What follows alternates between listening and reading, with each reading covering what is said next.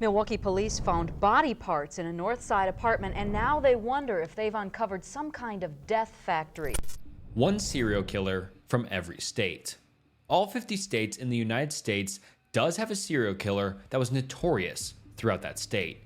And in today's video, we will be getting into one notorious serial killer from each state, ranging from well-known serial killers like John Wayne Gacy from Illinois to Ted Bundy, whose murder spree mostly took place in Utah, to some not well-known serial killers that might have been active in your state. So if you live in the United States, you should watch this entire video and wait for your state to pop up, and you can find out what serial killer who was active in your state. And I'll also have timestamps so you can skip through and find your state faster, but you know, what's the fun in that? You should just watch the whole video. And I'll also be covering these states in alphabetical order, so Alabama will go first, and then so on, all the way down to Wyoming, which will be last. But yeah, I just wanted to tell you guys that before we got into it.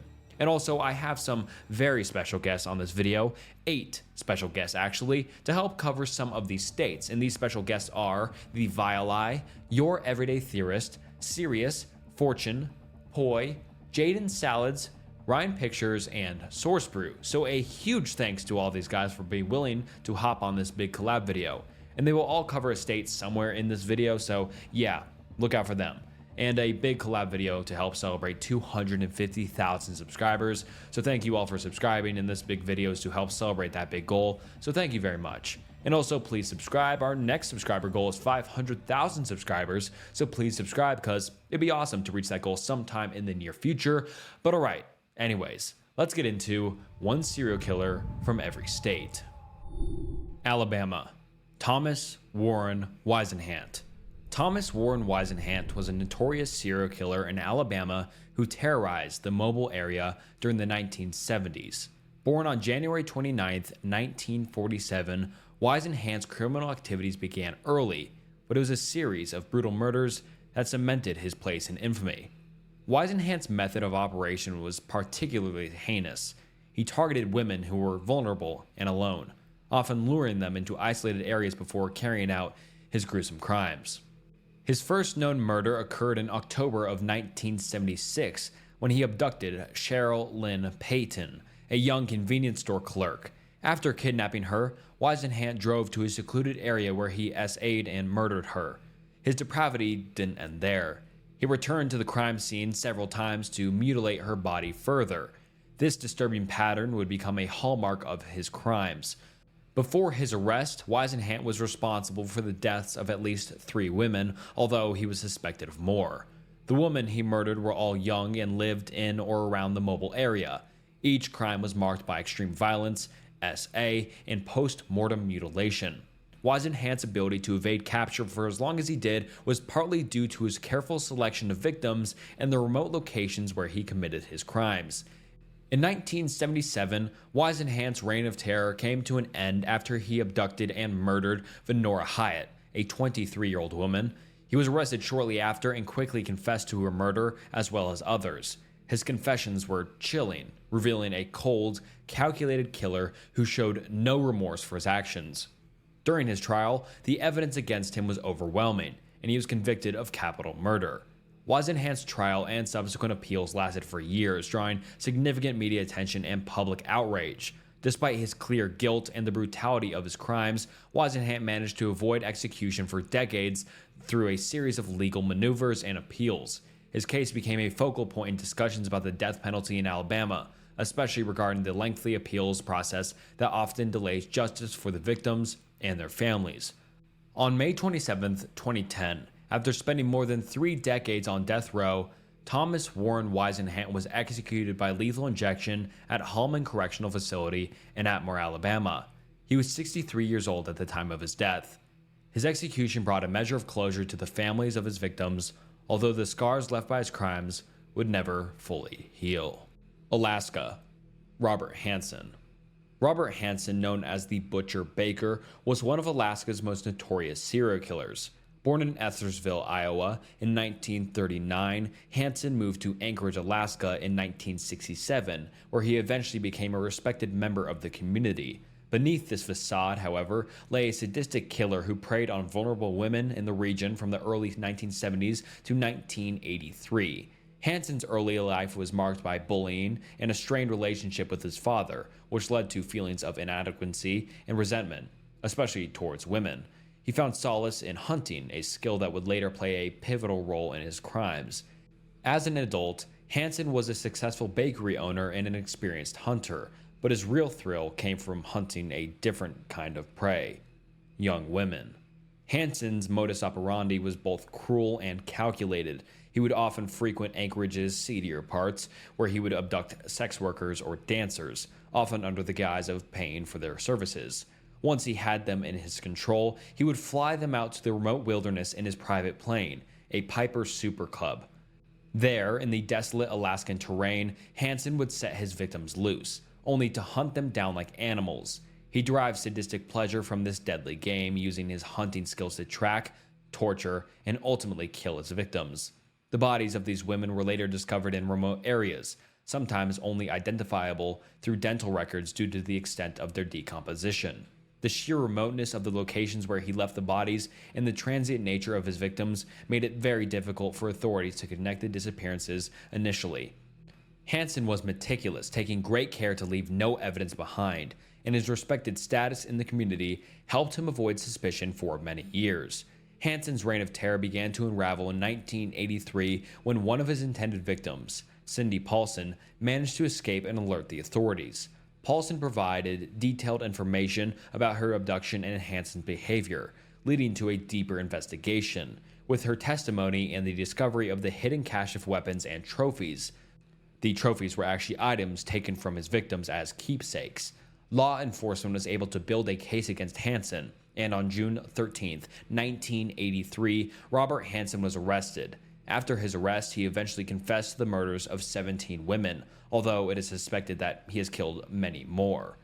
Hansen was charged with 4 murders and given a plea deal that spared him from the death penalty, but ensured he would spend the rest of his life in prison. In February 1984, he was sentenced to 461 years in prison without the possibility of parole. Hansen's story remains one of the most chilling in Alaska's history and America's history, illustrating how a seemingly ordinary man can harbor unimaginable evil. His crimes shocked the nation and left an enduring legacy of fear and tragedy in the Alaskan wilderness. Robert Hansen died in prison on August 21st, 2014. Arizona, Mark Goudeau, the baseline killer. Mark Goudeau, infamously known as the baseline killer, terrorized Phoenix, Arizona from 2005 to 2006. His string of violent crimes, including robbery, SA, and murder, left a community gripped with fear and authorities scrambling to stop a killer who seemed unstoppable. Goudeau's crimes earned him a notorious place in the annals of American crime history. Born in Phoenix on September 6, 1964, Goudeau had a troubled past, marked by a history of criminal behavior, including previous convictions for robbery and SA. Despite this, Goudeau appeared to lead a relatively normal life after his release from prison in 2004, working as a construction worker and living with his wife. However, beneath this facade lay a violent predator ready to unleash terror on the streets of Phoenix. The name Baseline Killer was derived from Baseline Road, a major thoroughfare in Phoenix where many of Goudeau's crimes were concentrated. His first known attack occurred on August 6, 2005, when he assaulted 2 sisters, R-wording one of them. This marked the beginning of a year-long spree that would include 9 murders and numerous SAs and armed robberies. Goudeau's modus operandi was especially brutal. He often targeted women walking alone or couples, approaching them with a gun drawn and threatening them before committing his heinous acts. In some cases, he would rob his victims, but the primary focus of his attacks was sexual violence and murder. Goudeau was known for his ability to blend in and strike unexpectedly, making it difficult for police to track him down. His victims were often shot at close range, and the random nature of his attacks fueled widespread fear across Phoenix. The police were initially unable to link the various crimes to a single perpetrator, as Goudeau took great care to cover his tracks. However, as the attacks continued, investigators began to see a pattern. The community was in a state of panic, with women afraid to walk alone and businesses increasing security measures. The Phoenix Police Department formed a special task force to capture the baseline killer, but progress was slow due to the lack of any sort of concrete lead. The breakthrough in the case came with DNA evidence from one of the crime scenes was matched to Goudeau, who was already a suspect in 2005 SA case. In September 2006, Goudeau was arrested, and the evidence against him quickly mounted. His home yielded further incriminating evidence, including items belonging to his victims. Goudeau was charged with 74 crimes, including 9 counts of first-degree murder, and his trial began in 2010. And after a lengthy process, he was found guilty on all charges. In November 2011, Mark Goudeau was sentenced to death, plus an additional 1,634 years in prison for his other crimes. The capture and conviction of Mark Goudeau brought relief to a city that had been held hostage by his violence. His case remains one of the most disturbing in all of Arizona's history. Goudeau is currently on death row. Arkansas, the Phantom Killer. The Phantom Killer, also known as the Texarkana Moonlight Murders Killer, is an unidentified serial killer who terrorized the twin cities of Texarkana, Arkansas, and Texarkana, Texas, in the spring of 1946. This mysterious figure is believed to have committed a series of brutal attacks that left 5 people dead and 3 others seriously injured. The case has since become one of the most infamous unsolved mysteries in American history, and it continues to haunt the region to this day. The Phantom Killer's spree began on February 22, 1946, when Jimmy Hollis and Mary Jean Larry were attacked while parked on a secluded road. The assailant, who wore a white mask with slits for eyes, approached their car, shone a flashlight in their faces, and ordered them out of the vehicle. After severely beating Hollis and S.A.ing Larry, the attacker fled, leaving both victims injured but alive. This was the first known attack attributed to the Phantom Killer, though at the time it was not well connected to the murders that would follow. On March 24, 1946, the Phantom Killer struck again. This time the victims were Richard Griffin and Polly Ann Moore, who were found dead in Griffin's car on a secluded road near Texarkana, Arkansas. Both had been shot in the head, and Griffin was found between the front seats on his knees, with his head resting on his crossed hands, while Moore was found lying face down in the back seat. The gruesome scene suggested a sexually motivated crime, but the lack of evidence left investigators baffled. Less than a month later, on April 13, 1946, Paul Martin and Betty Jo Booker became the Phantom Killer's next victims. Martin was found shot to death on the side of the road, while Booker's body was discovered almost 2 miles away behind a tree. She had been shot twice, and like the previous victims, her murder appeared to have sexual overtones. Booker was last seen alive leaving a performance at a local VFW club where she played a saxophone in a band. Her saxophone was later found discarded in the underbrush, adding to the eerie nature of the case. The final known attack occurred on May 3, 1946, when Virgil and Katie Starks were targeted in their farmhouse just outside Texarkana, Arkansas. The Phantom Killer shot Virgil Starks twice through a window, killing him instantly. Katie Starks, despite being shot twice in the face, managed to escape and run to a neighbor's house for help. Though severely injured, she survived, and her account provided crucial details about the killer, though he was never identified or captured. The attacks prompted widespread panic in Texarkana, with residents taking extreme measures to protect themselves. The case drew national attention, and law enforcement from both Arkansas and Texas, as well as the FBI, became involved. Despite a massive manhunt and numerous suspects, the Phantom Killer was never apprehended. The mystery surrounding the Phantom Killer has led to numerous theories, but no definitive answers. The case inspired the 1976 film The Town That Dreaded Sundown, which further cemented the killer's place in American folklore.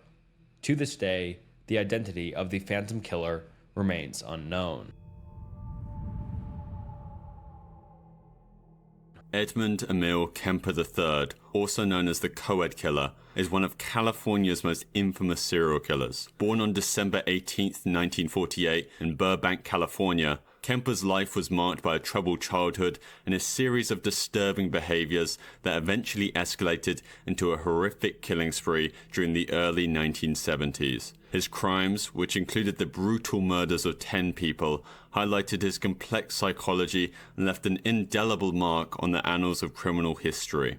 Kemper's early life was marred by psychological turmoil and a strained relationship with his mother, Clarnell Strandberg. A domineering and abusive woman, she frequently belittled and emotionally tormented Kemper, creating a deep-seated resentment in him. This toxic relationship would later play a crucial role in shaping Kemper's murderous impulses. Kemper's violent tendencies emerged early on. At the age of 15 in 1964, he shot and killed his paternal grandparents in North Fork, California. After the murders, he calmly called his mother, who instructed him to contact the police. When asked why he did it, Kemper chillingly replied that he just wanted to see what it felt like to kill grandma. Diagnosed with paranoid schizophrenia, he was committed to the Atascadero State Hospital, where he was released in 1969 at the age of 21, having convinced the authorities that he was rehabilitated. Upon his release, Kemper moved in with his mother in Santa Cruz, where he began working various jobs, including as a road construction worker and later with the California Department of Transportation. Despite his outward appearance as a quiet, unassuming man, the darkness within him was simmering just below the surface. Kemper's killing spree began in May 1972 when he picked up two female hitchhikers, Marianne Pesky and Anita Luchessa, both students at Fresno State College. He drove them to a remote location where he then murdered them before dismembering their bodies. He kept their severed heads as trophies, a practice that would become a disturbing pattern in his subsequent crimes. Over the next year, Kemper continued to prey on young female hitchhikers in the Santa Cruz area, earning the moniker the Co-Ed Killer due to his choice of victims. Kemper's method was extremely calculated. He would lure his victims into his car, often engaging them in friendly conversation to put them at ease. And once they were isolated, he would overpower them, usually by strangulation or shooting, before taking their bodies back to his apartment. There, he would engage in acts of necrophilia and dismemberment, keeping parts of their bodies as macabre mementos. His ability to blend into society, despite the gruesome nature of his crimes, made him all the more terrifying. The climax of Kemper's murderous career came on April 20th, 1973, when he turned his rage towards the source of his deepest hatred, his own mother.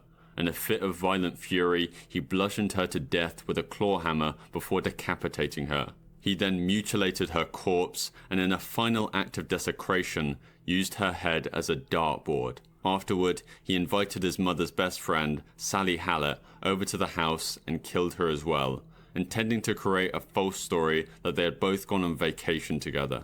Following these murders, Kemper fled to Pueblo, Colorado, but soon realized that he could no longer live with the burden of his crimes. On April 24, 1973, he called the Santa Cruz police from a phone booth and confessed to the murders. The officers, who knew him personally due to his friendly demeanor and his habit of frequenting their favorite bars, initially thought it was a prank. However, Kemper's detailed confession and the subsequent discovery of the bodies confirmed the horrifying truth. Kemper was arrested and later convicted of 8 counts of first-degree murder. During his trial, he provided chilling testimony, describing his crimes in graphic detail and showing no remorse. His calm, articulate manner only added to the unsettling nature of his confessions. On November 8, 1973, he was sentenced to life imprisonment without the possibility of parole and was incarcerated at the California Medical Facility in Vacaville, where he remains to this day. Colorado. Scott Lee Kimball. Scott Lee Kimball, often referred to as simply Scott Kimball, is a convicted serial killer whose crimes span multiple states, including Colorado. His chilling story is one of deception, manipulation, and cold-blooded murder. Kimball, a former FBI informant, used his position of trust to commit a series of murders between 2003 and 2004, while leading authorities on a complex chase that would eventually reveal his true nature. Born on September 21, 1966 in Boulder, Colorado, Kimball's early life was marked by criminal behavior, including forgery, theft, and fraud. His ability to manipulate and charm others made him a very skilled con artist, traits he would later use to devastating effect.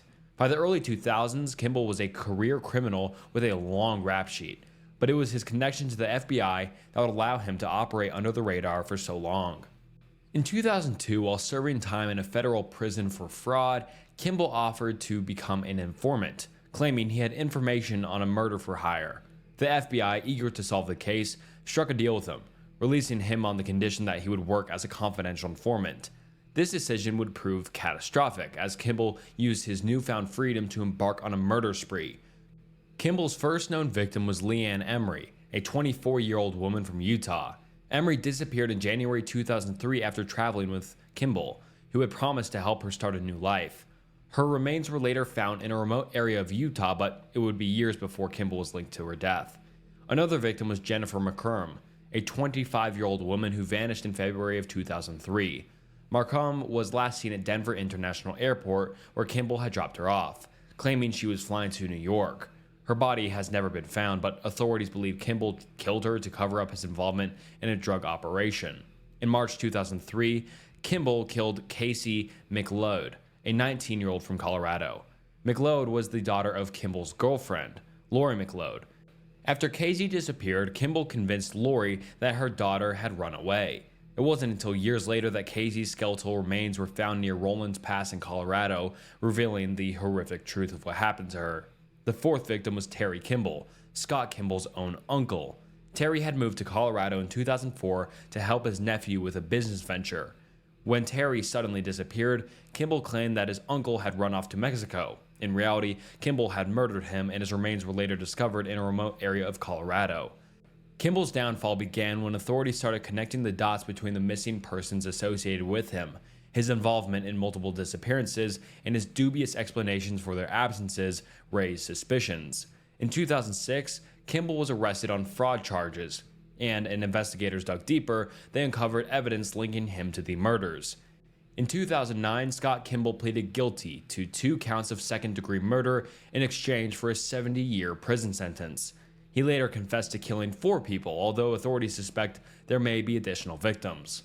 Kimball's use of his position as an FBI informant to commit these crimes has led to significant scrutiny of the agency's handling of informants.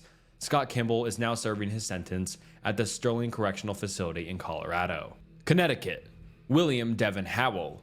William Devin Howell is one of Connecticut's most notorious serial killers, known as the Seymour Avenue Monster for his horrific crimes. Between 2003 and 2005, Howell committed a series of brutal murders targeting vulnerable women in the New Britain area. His chilling acts of violence, coupled with the gruesome manner in which he disposed of his victims, left an indelible mark on the state's history. Howell was born on February 11, 1970 in Hampton, Virginia. He had a troubled upbringing with a history of criminal behavior, including convictions of burglary and other offenses. By the time he moved to Connecticut, Howell was already well versed in navigating the criminal underworld. He was known to live a transient lifestyle, often working odd jobs and driving an old blue 1985 Ford Ecoline van that would later become central to his crimes. This series of murders began in 2003 when several women disappeared under mysterious circumstances. The first known victim, 33-year-old Melanie Ruth Camellini, vanished in January 2003. Camellini was last seen alive in Waterbury, Connecticut, and her disappearance marked the beginning of Howell's killing spree. Over the next several months, 5 more women, Jovaline Martinez, Mary Jane Menard, Diane Cusack, Nelisa Arizmendi, and Marilyn Gonzalez, disappeared in a similar fashion. All of these women were often struggling with addiction, homelessness, or other vulnerabilities, making them easy targets for Howell. Howell's modus operandi was especially brutal. He would offer his victims a ride in his van, luring them with the promise of drugs or money. Once they were inside, he would overpower them, often strangling or bludgeoning them to death. Howell would then SA his victims post-mortem, displaying a disturbing level of depravity. After the murders, he dismembered their bodies, placing the remains in plastic bags, which he buried behind a strip mall on Seymour Avenue in New Britain. This location would later be dubbed the Killing Fields. The disappearances of these women went largely unnoticed by the broader public, as many of the victims lived on the fringes of society. However, in 2004, the remains of 3 women were discovered behind the strip mall, setting off alarm bells for investigators. Despite this discovery, it would be years before Howell was definitively linked to the murders. The The breakthrough in the case came when Howell was arrested in 2005 on unrelated charges of attempted SA in another state. While incarcerated, he made incriminating statements to his cellmate, boasting about the murders and providing details only the killer would know. Investigators soon focused on Howell as the prime suspect in the New Britain murders. In 2015, Howell was charged with the murders of 7 women whose remains were found in the New Britain killing fields. Faced with overwhelming evidence, he eventually pleaded guilty to all charges. In court, Howell showed little remorse for his actions, further horrifying the families of his victims and the public. On November 17, 2017, William Devin Howell was sentenced to 360 years in prison, ensuring that he would never be released. He is currently serving his sentence at the Cheshire Correctional Institution in Connecticut. Delaware. Stephen Brian Pennell. Stephen Brian Pennell, also known as the Route 40 Killer, is Delaware's only known serial killer, whose brutal crimes in the late 1980s shocked the state and left a lasting impact on the community. Pennell's killing spree was marked by extreme violence and sadism, targeting women along a stretch of Route 40 in New Castle County. His capture and subsequent trial brought to light the horrifying nature of his crimes and the meticulous work required to bring him to justice. Born on November 22, 1957, Stephen Brian Pennell was a seemingly ordinary man, living in Delaware with his wife and 2 children. He worked as an electrician and had no significant criminal history, making his descent into serial murder all the more shocking. Behind his facade of normalcy, Pennell harbored dark fantasies that he would eventually drive him to commit a series of brutal murders. Pennell's killing spree began in November of 1987, when 23-year-old Shirley Ellis disappeared while hitchhiking along Route 40. Her body was discovered the next day, showing signs of severe torture, including blunt force trauma, ligature marks, and evidence that she was bound and assaulted. The brutality of the murder sent shockwaves through the community, but at the time, authorities had no leads of the perpetrator. In June of 1988, the body of 31-year-old Catherine DeMauro was found near Route 40. Like Ellis, DeMauro had been brutally tortured, with similar injuries that suggested she had been tied up and assaulted before her death. The similarities between the 2 cases led investigators to suspect that a serial killer was at work. As fear spread through the community, law enforcement intensified their efforts to catch the killer. The Delaware State Police, with assistance from the FBI, launched an extensive investigation, focusing on the Route 40 corridor. During this time, Pennell continued his deadly spree. In August of 1988, the body of 22-year-old Margaret Lynn Finner was found, also showing signs of torture and abuse similar to the previous victims. The turning point in the investigation came when authorities decided to use undercover operations to catch the killer. Female officers posed as prostitutes along Route 40, hoping to lure the killer into a trap. During one of these operations, an officer noticed a blue Ford Pennell van that matched witness descriptions from previous cases. She accepted a ride from the driver, who was later identified as Stephen Pennell. Inside the van, she noticed a disturbing array of items, including handcuffs, rope, and electrical tape, which would later be key pieces of evidence. After collecting fibers from Pennell's van, investigators matched them to fibers found on the victims' bodies, providing crucial forensic evidence linking him to the crimes. On September 17, 1988, Pennell was arrested and charged with the murders of Shirley Ellis and Catherine DeMauro. As the investigation continued, more evidence emerged, connecting him to additional murders. Pennell's trial in 1989 was a landmark case for Delaware, as the state's first major prosecution based on forensic evidence. The prosecution presented a compelling case, using fiber analysis, witness testimony, and the items found in Pennell's van to paint a picture of a sadistic killer who took pleasure in torturing his victims. Pennell showed little emotion throughout the trial, maintaining his innocence even as the evidence against him mounted. In November 1989, Stephen Brian Pennell was convicted for the murders of Shirley Ellis and Catherine DeMauro. He later pleaded no contest to the murders of 2 other women, Margaret Lynn Finner and Michelle Gordon, and was also suspected in the death of a 5th woman, Kathleen Meyer, although her body was never found. Pennell was sentenced to death, becoming the first person in Delaware to receive the death penalty in over 40 years. On March 14, 1992, Pennell was executed by lethal injection. becoming the first person in the United States to be executed in this manner after waiving his right to appeal.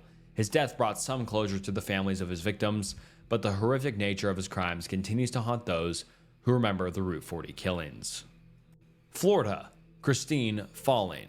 Christine Falling, also known as the babysitter killer, is one of Florida's most disturbing serial killers. Her story is a grim tale of a troubled young woman who, despite her outward appearance as a caregiver, harbored a deadly inclination towards violence.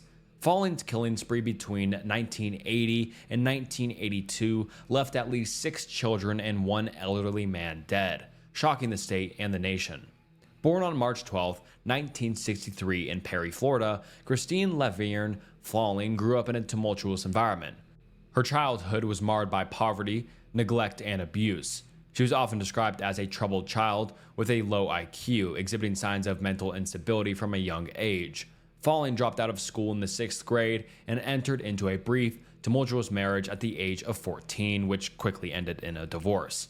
After the marriage, she returned to her hometown of Perry and began working as a babysitter, a job that would provide her with the opportunity to act on her dark impulses.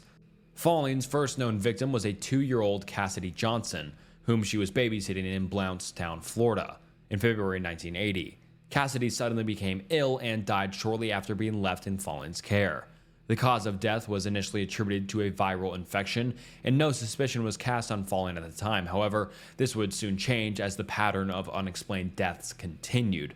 Over the next 2 years, Falling continued to babysit for various families, and each time, tragedy seemed to follow her. In July of 1980, 4-year-old Jeffrey Davis died suddenly while under her care in Lakeland, Florida. Just weeks later, his 2-year-old cousin, Joseph Spring, who had been visiting the Davis family, also died unexpectedly while Falling was babysitting him.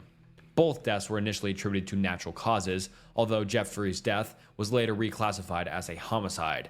In March 1981, Falling moved to Perry, Florida, where she took a job caring for 8-month-old Jennifer Daniels. The infant died suddenly while Falling was watching her, and once again, the death was ruled as being from natural causes. Falling's killing spree continued in July 1981 when 2-year-old Travis Coleman died under similar circumstances. As with her previous victims, the cause of death was initially undetermined. In addition to the children, Falling also targeted an elderly man, 77-year-old Wilbur Swindle, in February 1982. Falling had been hired to care for Swindle, who suffered from poor health. He was found dead shortly after Falling began working with him, and his death was initially attributed to a heart attack. It wasn't until the death of 10-week-old Travis Coleman in July of 1982 that authorities began to seriously suspect Falling. The baby had been left in her care, and when he was found dead, the medical examiner noted signs of suffocation. The pattern of deaths, combined with the fact that all the victims had been in Falling's care at the time of their deaths, led to an investigation. Under police interrogation, Christine Falling eventually confessed to killing the children by smothering them with a blanket or a pillow. She claimed that voices told her to kill, revealing a deeply disturbed mind. Falling was arrested and charged with multiple counts of murder. In her confession, she also admitted to killing her elderly neighbor, Wilbur Swindle, by striking him with a blunt object. In 1982, Falling was convicted of 3 murders and sentenced to life in prison without the possibility of parole for 25 years. She avoided the death penalty by pleading guilty, and she later confessed to other killings as well. Falling is currently incarcerated at the Homestead Correctional Institution in Florida. Georgia, the Atlanta child murderer. The Atlanta child murders, a chilling case involving the deaths of at least 28 children and young adults, rocked Atlanta, Georgia during the 70s and early 80s. The series of killings created widespread fear and uncertainty, capturing national attention and leading to a complex investigation that would ultimately point to Wayne Williams as the primary suspect. The murders began in 1979, with the first victim being 9-year-old Edward Smith, who was found dead in July. Over the next 2 years, the killing spree claimed the lives of children and young adults, mostly African Americans, across Atlanta. The victims were often abducted, with some found strangled or otherwise violently murdered. The sudden and brutal nature of the crimes caused panic among the city's residents, leading to increased community vigilance and media coverage. The investigation was fraught with challenges, as the police struggled to find a pattern amidst the chaos of a city facing a severe crime wave. Despite the large number of victims, there were few solid leads initially. The police faced difficulties due to the lack of witnesses and the victims' socioeconomic backgrounds, which also contributed to the challenges of solving the case. The turning point came in 1981 when Wayne Williams, a 23-year-old aspiring music promoter, was arrested. Williams, a resident of Atlanta, had been under suspicion due to his proximity to some of the crime scenes and his suspicious behavior. His arrest followed the discovery of the body of 27-year-old Nathaniel Cater, who was found on a riverbank. Williams had been seen near the location where Cater's body was found, and investigators believed he had a connection to the murders. Williams was charged with the murders of 2 adult victims, Nathaniel Cater and 21-year-old Alfred Evans, both of whom were found in the Chattahoochee River. The prosecution argued that Williams had lured his victims, murdered them, and then disposed of their bodies in the river. The case against him was bolstered by forensic evidence, including fibers found on his victims that matched those found in Williams' home and car. During the trial, the prosecution presented a compelling case, linking Williams to the murders through forensic evidence and witness testimonies. The defense argued that Williams was being framed and that the evidence was circumstantial. Despite the defense's claims, the jury convicted Williams of the 2 murders in 1982, and he was sentenced to life in prison without the possibility of parole. Williams' conviction did not just end the controversy surrounding the Atlanta child murders. Many people believed that he was not responsible for all the murders and that the true extent of his involvement was still unknown. Some critics argued that the case against Williams was not entirely conclusive and that other suspects may have been involved. However, Williams remains the only person convicted in connection with the murders.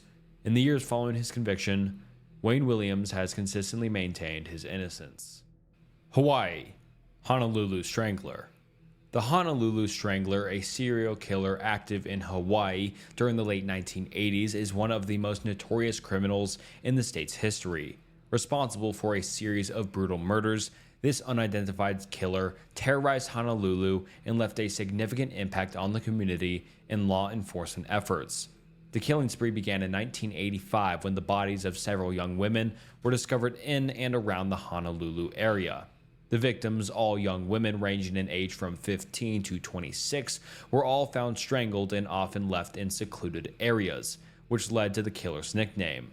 The Honolulu Strangler's methodical approach and the brutal nature of the crimes caused widespread fear and panic in the community. The first victim was 18-year-old Lisa O'Rourke, who was found dead in a remote area in March of 1985.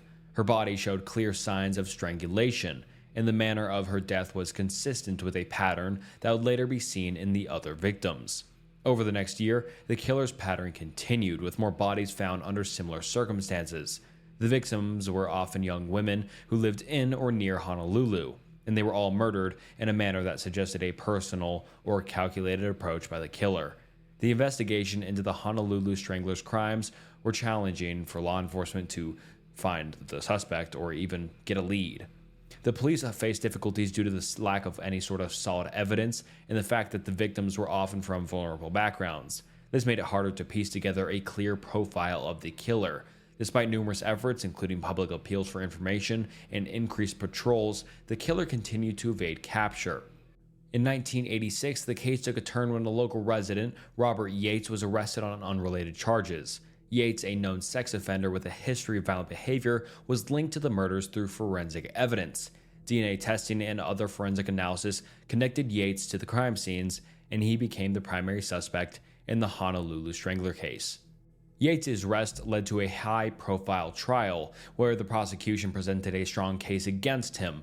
The evidence included DNA matches, witness testimonies, and forensic analysis linking him to the murders. Despite his claims of innocence, Yates was convicted of multiple counts of murder and sentenced to life in prison. Idaho, Lyda Southard, or Lady Bluebird. Lyda Southard, also known as the Lady Bluebird, is one of Idaho's most infamous serial killers. Her chilling crimes in the early 20th century revealed a dark side of human nature, marked by deceit, greed, and murder. Southard's story is an especially grim chapter in American criminal history, showing the lengths to which some individuals go to achieve their desires. Born on November 16, 1907 in Kansas, Lyda Southard, whose maiden name was Lyda Annie Brown, grew up in a poor and unstable environment. Her early life was marked by hardship, and she eventually moved to Idaho with her family in search for better opportunities. Her dark path began with a series of manipulative and violent actions driven by her insatiable greed. Southard's criminal activities began in 1921 when she married a man named John W. Southard. The couple lived in a rural area near Boise, Idaho. In 1923, John Southard died under suspicious circumstances. His death was initially attributed to natural causes, but it was later revealed that Southard had poisoned him to collect his life insurance money. This would be the first of many murders she would commit to secure financial gain. After her husband's death, Southard's criminal behavior escalated. She married again, this time to a man named George Southard, in 1926. George's death followed a similar pattern to that of her first husband. He died under mysterious circumstances, and Southard collected his life insurance money. The case was further complicated by the fact that Southard's victims were often her husbands, leading to suspicion and investigation. In the late 1920s, Southard's crimes expanded beyond her immediate family. In 1928, she married a man named Fred Southard, but his life was cut short as well. His death was eventually linked to Southard's actions, adding to the growing body of evidence against her. The turning point in Southard's case came when authorities began to piece together the pattern of her crimes. Investigators discovered that she had been involved in multiple suspicious deaths, all of which seemed to revolve around her collecting insurance money. This pattern led to them to suspect her involvement in the deaths of her husbands and several other individuals. In 1930, Southard was arrested and charged with the murder of her fourth husband, Fred Southard. During the trial, evidence was presented showing that she had poisoned her victims to claim life insurance payouts. Her manipulation and deceit were exposed, and the court found her guilty of murder. Southard's trial was highly publicized, and she became known as the Lady Bluebird, due to her bluebird motif she used in her correspondence and personal branding. Her case highlighted the dangers of unchecked greed and the lengths to which some individuals will go to achieve their goals or financial goals.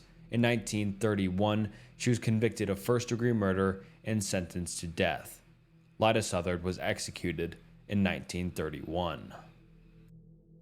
John Wayne Gacy, otherwise known as the Killer Clown, is probably the most infamous killer to come out of Illinois. His spree of nearly 30 young men started in 1972, and for 4 years, his activity went mostly unnoticed. This is due to the fact that he was a well-liked figure in his community, which was Norwood Park, located in Chicago, Illinois. His tactic was to prey on young men that were seeking any kind of work, the kind of person who came from a dysfunctional family that needed money quick and were desperate to make anything. The way he would lure them in was under the ruse of offering them jobs through his construction business, which for most just meant quick money. It was at this point during these encounters that he would take action. But for this next part to make sense, I have to explain what his side gig was. On the side of his construction job, Gacy was known to perform as a clown that would entertain the neighborhood kids. This meant that most people knew Gacy as his clown characters, Pogo and Patches the Clown. So it wasn't out of the ordinary when Gacy would invite in these desperate young men, and then he would tell them that he wanted to show them a quick magic trick. He would have them handcuff him behind his back,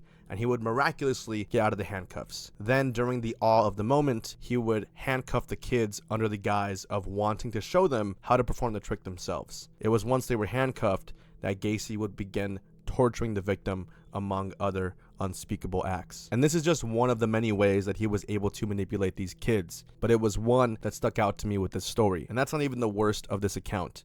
The creepiest part of the Gacy case was his disposal system. Underneath his home lied the bodies of every victim that he had had his way with, utilizing a ton of lime to cover up the smell of decaying bodies. It wasn't too long before Gacy's actions caught up to him, as justice was right around the corner when he picked his next target, Robert Piest, who, unlike many of his other targets, had a family that reported him missing almost immediately. It was the missing case of Robert Piest that prompted law enforcement to finally launch a full-on investigation that would lead to Gacy's eventual arrest in December of 1978. But Gacy's story wouldn't end there, as it took nearly a decade and a half before he was finally executed by lethal injection on May 10th of 1994. Had it not been for the missing case of Robert Piest, who knows how long this reign of terror would have lasted. The next time you meet somebody who was supposedly loved by everyone in their community, you might want to think to yourself, what could that person be doing behind closed doors? Indiana.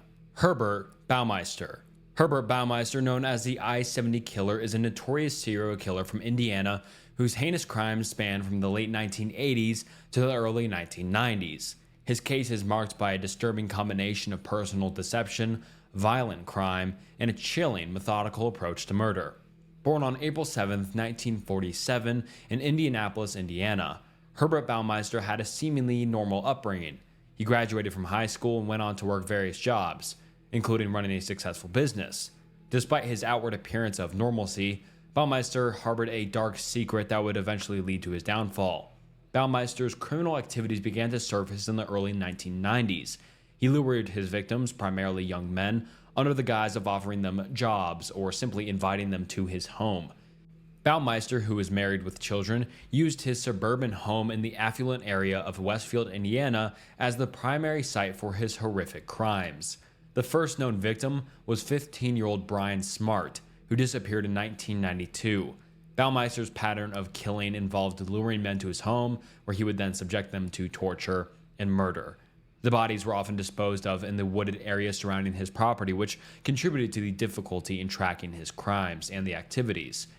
The investigation into Baumeister's crimes began in earnest when multiple young men began to disappear in the Indianapolis area. Law enforcement struggled to find a connection between the cases, as the disappearances seemed very random and the victims had no obvious links to one another. However, a breakthrough came when investigators discovered a pattern in the disappearances that led them to suspect Baumeister. In June of 1996, the investigation took a significant turn when Baumeister's wife, Julie, contacted the police with concerns about her husband. She reported that Baumeister had been acting suspiciously and that she had discovered disturbing items in their home, including articles of clothing and personal belongings belonging to some of the missing men. This information prompted a more intensive investigation into him. Police soon began to focus on Baumeister, and their search of his property uncovered a disturbing scene. Investigators found human remains, including bones and personal items, buried on Baumeister's estate. The evidence pointed directly to Baumeister as the perpetrator of the murders. The grisly discoveries, including a collection of photographs and other items belonging to the victims, further linking Baumeister to the crimes. As the evidence against Baumeister mounted, he became increasingly desperate. Faced with the overwhelming evidence and the prospect of a lengthy prison sentence, Baumeister fled on July 3, 1996. He was found dead in Ontario, Canada, from a self-inflicted gunshot wound. Iowa. Carroll Edward Cole. Carroll Edward Cole is a notorious serial killer whose reign of terror spanned across several states, including Iowa. Known for his brutal and calculated approach to murder, Cole's crimes reflect a chilling combination of violence and psychopathy that left a lasting mark on American criminal history and Iowa criminal history. Born on March 9, 1939, in Sacramento, California, Carroll Edward Cole grew up in a troubled environment. His early life was marked by instability and abuse, contributing to his eventual descent into criminal behavior. Cole's criminal activities began with petty crimes and escalated over time into a series of brutal murders. Cole's killing spree started in the 1980s and lasted until his arrest in 1980. He targeted a range of victims, including women and elderly people, often using his charm and manipulative tactics to gain their trust and murder them. Once he had lured his victims, Cole would overpower them, committing acts of SA and murder. One of Cole's earliest known victims was a woman named Paula Blanchard, whom he met in 1980. He persuaded her to come to his home, where he violently attacked and killed her. After murdering Blanchard, Cole disposed of her body in a remote area, attempting to cover his tracks. However, the investigation into her disappearance eventually led law enforcement to Cole. The investigation into Cole's crimes revealed a pattern of violence and manipulation. He was known to have committed murders in several states, including California, Nevada, and Iowa. Cole's approach was marked by a brutal efficiency. He often used strangulation as his method of murder, and his crimes were characterized by a disturbing lack of remorse. In Iowa, Cole's activities were especially shocking. In early 1980, he targeted a woman named Janice Bowers. He lured her to a secluded location where he committed his heinous acts. Bowers' body was discovered later, and the investigation soon connected the murder to Cole through forensic evidence and witness testimonies. Cole's arrest in 1980 came after a series of investigative breakthroughs. Law enforcement agencies across states have been tracking his activities, and his connection to several unsolved murders became evident. Cole was eventually apprehended in Iowa and brought to trial for his crimes. During the trial, Cole confessed to multiple murders, providing details about his methods and motivations. He described his actions with a chilling lack of emotion, revealing the depth of his psychopathy. In 1981, Cole was convicted of several murders and sentenced to death. Kansas, Dennis Lynn Rader. Dennis Lynn Rader, infamously known as the BTK Killer, and that abbreviates for Bind, Torture, and Kill, is one of the most notorious serial killers from Kansas. His reign of terror spanned from the 1970s to the early 2000s, so a very long time, leaving a trail of fear and devastation across Kansas. Rader's case is especially notable for the chilling combination of his methodical approach, his ability to evade capture for decades, and his eventual self-incrimination. Born on March 9, 1945 in Pittsburgh, Kansas, Dennis Rader grew up in a seemingly normal family environment. However, his early life was marked by a disturbing fascination with violence and control. Rader's behavior became increasingly erratic and violent as he matured, leading to a series of gruesome murders that would define his criminal legacy.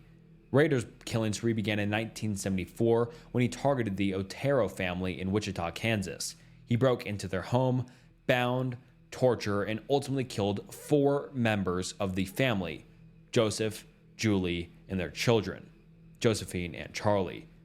Rader's methodical approach to his crimes involved meticulous planning and a sadistic enjoyment of the suffering he inflicted. After the murders, he taunted the police with cryptic letters detailing his actions and providing clues to his identity. Over the next few years, Rader continued his violent rampage, targeting several more victims in the Wichita area. His method remained consistent. He would bind his victims, torture them, and then kill them, giving his name the BTK Killer. Notable victims included the Bright family in 1977 and the Stadler family in 1979. His letters to the police continued during the period, further establishing his pattern of behavior and the twisted desire for attention of some sort.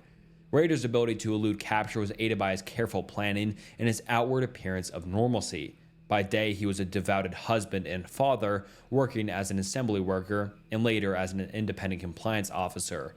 His public persona helped him blend into the community, making him not stand out and making it very difficult for law enforcement to connect him to the crimes. The case went cold in the early 1980s, and Rader's killing spree appeared to come to an end. However, in 2004, Rader resurfaced with a series of disturbing communications to the media and the police. He sent a letter containing photographs of his victims and detailed descriptions of his crimes. His renewed correspondence reignited interest in the case and led to a breakthrough in the investigation.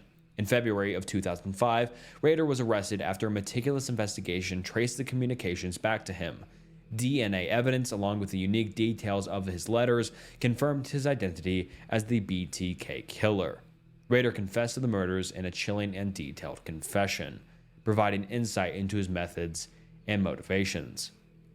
During his trial in 2005, Rader was convicted of 10 counts of murder and sentenced to 10 consecutive life terms in prison without the possibility of parole.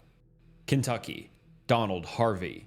Donald Harvey, known as the Angel of Death, quite a scary nickname, is one of the most notorious serial killers in Kentucky's history. His gruesome crimes, marked by a disturbing combination of medical knowledge and lethal intent, left a trail of devastation in hospitals across several states, so this makes him stand out a little bit different.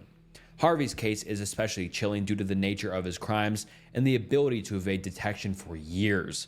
Born on April 15, 1952, in Butler County, Ohio, Donald Harvey had a troubled childhood marked by instability and abuse. His early life included frequent moves and a strained family environment. Harvey's fascination with death and illness began at a young age, a prelude to the horrific acts he would later commit. Harvey's killing spree began in the early 1970s while he was working as a nurse's aide at various hospitals. His position in the medical field gave him access to vulnerable patients and the means to carry out his crimes. Harvey's method involved administering lethal doses of medication or using other means to cause this death to his victims. His medical training allowed him to carry out these acts with a disturbing level of precision. The first known murder attributed to Harvey occurred in 1970 when he was employed at the Cincinnati General Hospital. Harvey's initial victims were elderly patients who were already in frail health. He would often kill the patients by injecting them with overdoses of medications such as insulin or digoxin, which he knew would lead to a fatal outcome. Harvey's killing spree continued throughout the 1970s and 1980s as he moved between hospitals in Kentucky, Ohio, and other states. He claimed to have killed as many as 87 people, though the exact number remains uncertain, but 87 is just, horrific. He claimed to have killed as many as 87 people, though the exact number remains uncertain. His victims included patients of various ages and health conditions, and his method often involved disguising the murders as just natural deaths or complications. The investigation into Harvey's crimes began to take shape when a series of unexplained deaths at hospital where he worked raised suspicions. Despite the high number of deaths, Harvey managed to evade detection for years due to the nature of his work and the difficulty in identifying a pattern among the victims. The breakthrough in the case came in 1987 when Harvey was arrested in Kentucky after confessing to his crimes. During his confession, he provided detailed accounts of his methods and motivations. Harvey revealed that he had a compulsion to kill and that he viewed his actions as a form of mercy killing, believing he was helping his patients by ending their suffering. In 1987, Harvey was convicted of multiple counts of murder and sentenced to life in prison. His trial was marked by intense media coverage and public shock at the scale of his crimes and murders. Harvey's case highlighted the vulnerabilities in medical institutions and the potential for abuse by individuals with access to patients and medication. Louisiana, Clementine Barnabet. Clementine Barnabet, a notorious serial killer from Louisiana, is remembered for her gruesome crimes in the early 20th century. Known for her shocking acts of violence and the brutality of her murders, Barnabet's case is a chilling example of the darkness that can reside within some individuals. Born on January 6, 1894, in New Orleans, Louisiana, Clementine Barnabet grew up in a tumultuous environment marked by poverty and instability. Her early life was fraught with difficulties, including a lack of parental guidance and exposure to a violent and chaotic world. These factors all contributed to her eventual descent into criminal behavior. Barnabet's killing spree began in the 1910s. Her first known murders occurred in 1911 when she was in her late teens. Barnabet, who initially gained some notoriety for minor criminal activities, escalated her violence to a series of brutal and systematic murders. Her victims were primarily women, including those she knew or lived near. One of her earliest known victims was a woman named Alice, who was killed in 1911. Barnabet lured Alice into her home under the pretense of friendship before violently attacking and killing her. The brutality of her crime shocked the local community and marked the beginning of Barnabet's reign of terror. Barnabet's method of killing was especially brutal. She often used a combination of blunt force and strangulation to murder her victims. Her crimes were characterized by a shocking lack of remorse and a disturbing enjoyment of the suffering she inflicted. Barnabet's ability to evade capture for some time was aided by her ability to blend into her surroundings and her methodical approach to her crimes, which made her hard to track. The investigation into Barnabet's murders faced significant challenges. The police struggled to connect the murders due to the lack of any sort of forensic technology and the difficulties of investigating violent crimes in that era, because remember, this was during 1912, so they didn't have any technology. However, as the number of murders increased, law enforcement began to recognize a pattern and focus their efforts on finding the perpetrator. In 1912, Barnabet's killing spree came to an end when she was arrested. Her capture followed a series of investigations and witness testimonies that linked her to the murders. During her interrogation, Barnabet confessed to the murders, providing detailed accounts of her methods and motivations. Her confession revealed a disturbing psychological profile marked by a lack of empathy and a twisted sense of power over her victims. Clementine Barnabet was convicted of multiple counts of murder and sentenced to death. Her trial was widely publicized, drawing significant media attention due to the gruesome nature of her crimes and the shocking details revealed during her confession. Barnabet's case became a focal point for discussions on criminal psychology and the nature of violence. In 1914, Barnabet was executed by electrocution, bringing a grim end to her reign of terror. Maine. John Joubert. John Joubert, known for his heinous crimes in the early 1980s, is one of Maine's most notorious serial killers. His case is especially chilling due to the overall brutal nature of his murders and the psychological manipulation he employed to evade capture for such a long period of time. Born on December 2, 1958 in Omaha, Nebraska, John Joubert had a troubled upbringing marked by family instability and behavioral issues. His early life included a series of problematic behaviors and incidents which foreshadowed his later criminal activities. Joubert's transition into serial killing began in the early 1980s, and his reign of terror spanned several states, including Maine. Joubert's killing spree began in Omaha, Nebraska, but it was his crimes in Maine that brought significant attention. In 1983, Joubert moved to Portland, Maine, where he continued his violent rampage. His first known murder in Maine occurred on July 22, 1983, when he targeted two young boys, 11-year-old John Christopher Chris Hardy and 9-year-old Derek Hardy. Joubert lured them into his car, claiming he needed help with a project. Once he had them inside, he drove them to a remote area where he subjected them to torture and then murdered them. Joubert's method of killing involved a disturbing combination of abduction, SA, and murder. He often targeted young boys using his charm and manipulative tactics to gain their trust before attacking them. His choice of victims and his method of killing were marked by a chilling, calculated approach, revealing his deep-seated psychopathy and lack of remorse. The investigation into the murders of the Hardy boys was challenging for law enforcement. The initial leads were scarce, and the case seemed to be at a standstill. However, a breakthrough came when Joubert's unusual behavior and background began to draw attention. His previous criminal history, including charges of SA and attempted abduction, helped investigators link him to the ongoing investigation. Joubert was eventually arrested in August of 1983 after a series of investigative breakthroughs and witness testimonies connected him to the murders.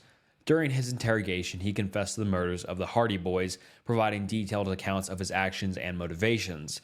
His confession revealed a deeply disturbed individual with a sadistic desire for control and violence. In 1984, Joubert was convicted of the murders of the Hardy boys and sentenced to death. His trial was marked by intense media coverage and public outrage due to the brutal nature of his crimes and the young age of his victims. Joubert's case highlighted the need for effective law enforcement strategies and psychological profiling to identify and apprehend serial killers. John Joubert's execution in 1996 brought a grim end to a disturbing chapter in Maine's criminal history. Maryland. Joseph Metheny. Joseph Metheny, a notorious serial killer from Maryland, is known for his brutal and disturbing crimes committed in the 1990s. His case is especially shocking due to the gruesome nature of his murders and his methods of evasion and manipulation. Born on March 2, 1955 in Baltimore, Maryland, Joseph Metheny grew up in a troubled environment marked by instability and violence. His early life was marred by a lack of guidance and a series of criminal behaviors. Metheny's descent into serial killing began in the mid-1990s, and his crime spanned several states, including Maryland. Metheny's killing spree began in 1994. He targeted vulnerable individuals, often those living on the fringes of society, such as homeless people or sex workers. Metheny's modus operandi involved luring his victims with promises of money or employment. Once he had them in his control, he would brutally attack and kill them. One of his most infamous methods of disposal involved using a meat grinder to destroy the bodies of his victims. Metheny would then mix the remains with ground meat and sell it as hamburgers at his roadside food stand. Yeah, so disturbing. The investigation into Metheny's crimes faced significant challenges. His ability to evade capture was aided by the ability to blend into the community and the lack of immediate leads connecting him to the murders. However, as the number of disappearances and murders increased, law enforcement began to focus on Metheny. Witnesses and forensic evidence eventually led to his identification as the prime suspect in the case. In 1996, Metheny was arrested after a series of investigative breakthroughs and witness testimonies. During his interrogation, he confessed to multiple murders, providing detailed accounts of his methods and motivations only the killer would know. Metheny's confession revealed a deeply disturbed individual with a chilling sense of detachment and a sadistic enjoyment of all of his crimes. Metheny was convicted of several counts of murder and sentenced to life in prison without the possibility of parole. His trial was marked by intense media coverage and public shock due to the brutal nature of his crimes and the grisly details revealed during his confession. Massachusetts, the Boston Strangler. The Boston Strangler is a name associated with a series of brutal murders that shocked Massachusetts and the nation during the early 1960s. The case remains one of the most infamous and chilling in Massachusetts history, characterized by a series of attacks on elderly women in the Boston area. Between 1962 and 1964, the Boston Strangler was responsible for the deaths of 13 women, all of whom were murdered under similar circumstances. The victims, ranging in age from 55 to 85, were found in their homes, often in a state of severe distress, and ligatures around their necks. The use of strangulation as the primary method of murder became a hallmark of the Strangler's modus operandi, leading to a widespread and intense investigation. The case was highly publicized and caused significant fear in the Boston community and area. Each murder was committed with a similar pattern. The victims were typically found in their homes, and the crime scenes often indicated that the perpetrator had gained access by means of deception or force. The brutal nature of the crimes and the seemingly randomness of the attacks all contributed to the public's anxiety and the media's fascination with the case. The investigation into the Boston Strangler murders was extensive, involving multiple law enforcement agencies and numerous suspects. The case became increasingly complex due to the lack of clear evidence and the fact that the murders were committed over a long period of time. Detectives followed various leads and theories, but the identity of the Strangler remained elusive for years. In 1964, Albert DeSalvo, a career criminal with a history of burglary and assault, confessed to being the Boston Strangler. DeSalvo's confession was detailed and matched several aspects of the crimes, leading many to believe that he was indeed the perpetrator. However, his confession was also marked by inconsistencies and a history of mental instability, raising doubts among some investigators and experts. Despite DeSalvo's confession, there were ongoing debates about whether he was truly the Boston Strangler or if he had simply taken credit for the crimes he did not commit. Some experts believe that DeSalvo may have been responsible for some, but not all, of the murders attributed to the Boston Strangler. The case remained controversial due to the lack of definitive forensic evidence linking DeSalvo to every crime. DeSalvo was convicted of unrelated crimes and spent time in prison. He was eventually murdered in 1973 while incarcerated. In the years following his death, the Boston Strangler case continued to be a subject of public interest and scholarly debate. Advances in forensic science and DNA analysis have led to renewed efforts to conclusively identify the perpetrator and hopefully resolve the lingering questions surrounding the case. Michigan, Elias Abuelizam. Elias Abuelizam, a serial killer with a chilling modus operandi, is known for a series of violent attacks that terrorized Michigan and surrounding states in the early 2010s. His case is especially notable for the random nature of his attacks and the subsequent investigation that led to his capture. Born on June 21, 1974 in Israel, Elias Abuelizam immigrated into the United States in the early 2000s, initially residing in Michigan. He settled in the Flint area where he began his criminal activities.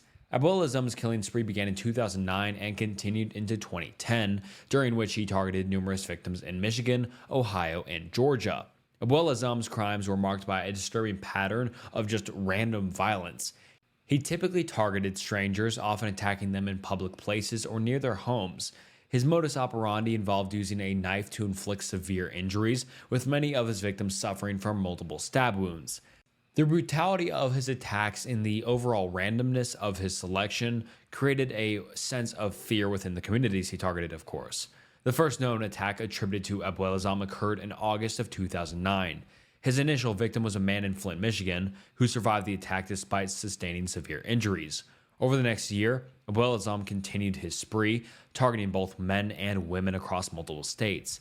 The attacks were often carried out in similar circumstances, with the victims being approached by Abuelizam and then violently assaulted with a knife. The investigation into Abuelizam's crimes was complex due to the random nature of the attacks and the lack of immediate leads. law enforcement agencies across Michigan, Ohio, and Georgia all collaborated to track down the perpetrator. The breakthrough in the case came when investigators linked several attacks through forensic evidence and witness reports. Abuelazam's distinctive modus operandi involved his use of a knife and the specific type of injuries inflicted on his victims all helped to establish a connection between the various incidents. In August of 2010, Abuelazam was arrested in Atlanta, Georgia, while attempting to flee the country. His arrest followed a series of investigative developments and tips from the public. During his interrogation, Abuelazam confessed to a number of the attacks and provided details about his methods and motivations. His confession revealed a deeply disturbed individual with a troubling pattern of random violence and just a overall lack of remorse for his actions. Abuelazam was subsequently charged with multiple counts of attempted murder, aggravated assault, and other related offenses. In 2011, he was convicted on several counts, and he was sentenced to life in prison without the possibility of parole. Minnesota, Paul Michael Stefani. Paul Michael Stefani, known as the weepy-voiced killer, is a notorious serial killer whose reign of terror in Minnesota and the surrounding areas in the early 1980s left a chilling mark on the region's criminal history. His case is especially disturbing due to the nature of his crimes and the eerie nature of the phone calls to police.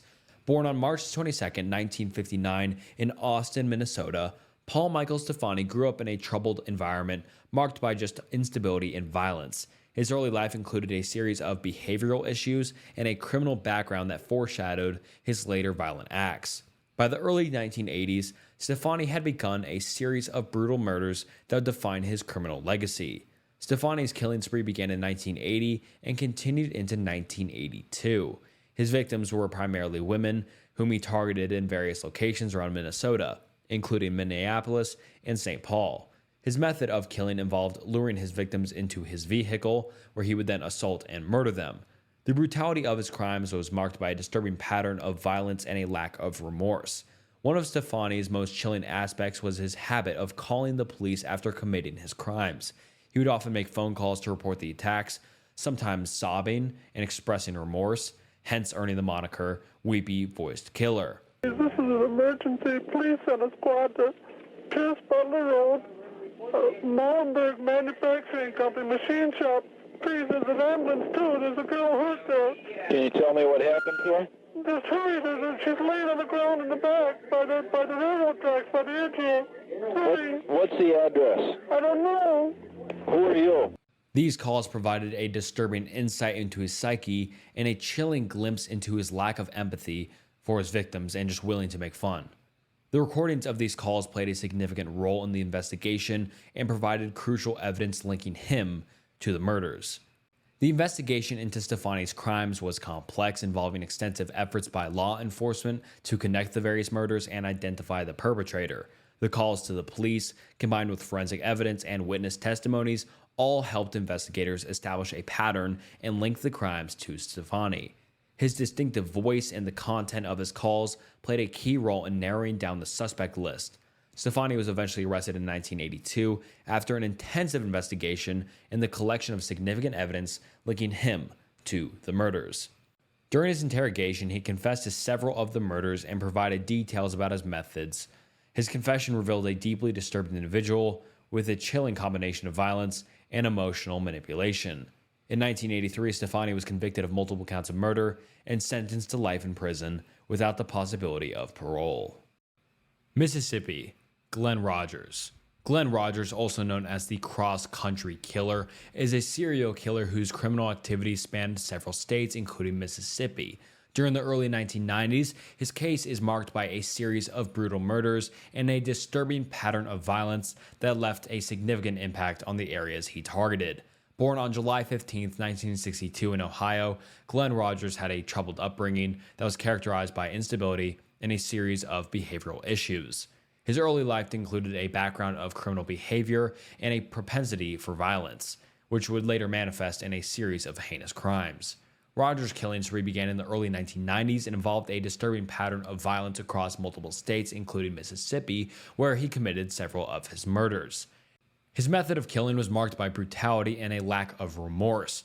Rogers targeted both men and women, often using a combination of physical violence and weapons to carry out his attacks. In Mississippi, Rogers' criminal activities included the murder of multiple victims, often linked to his broader pattern of violence.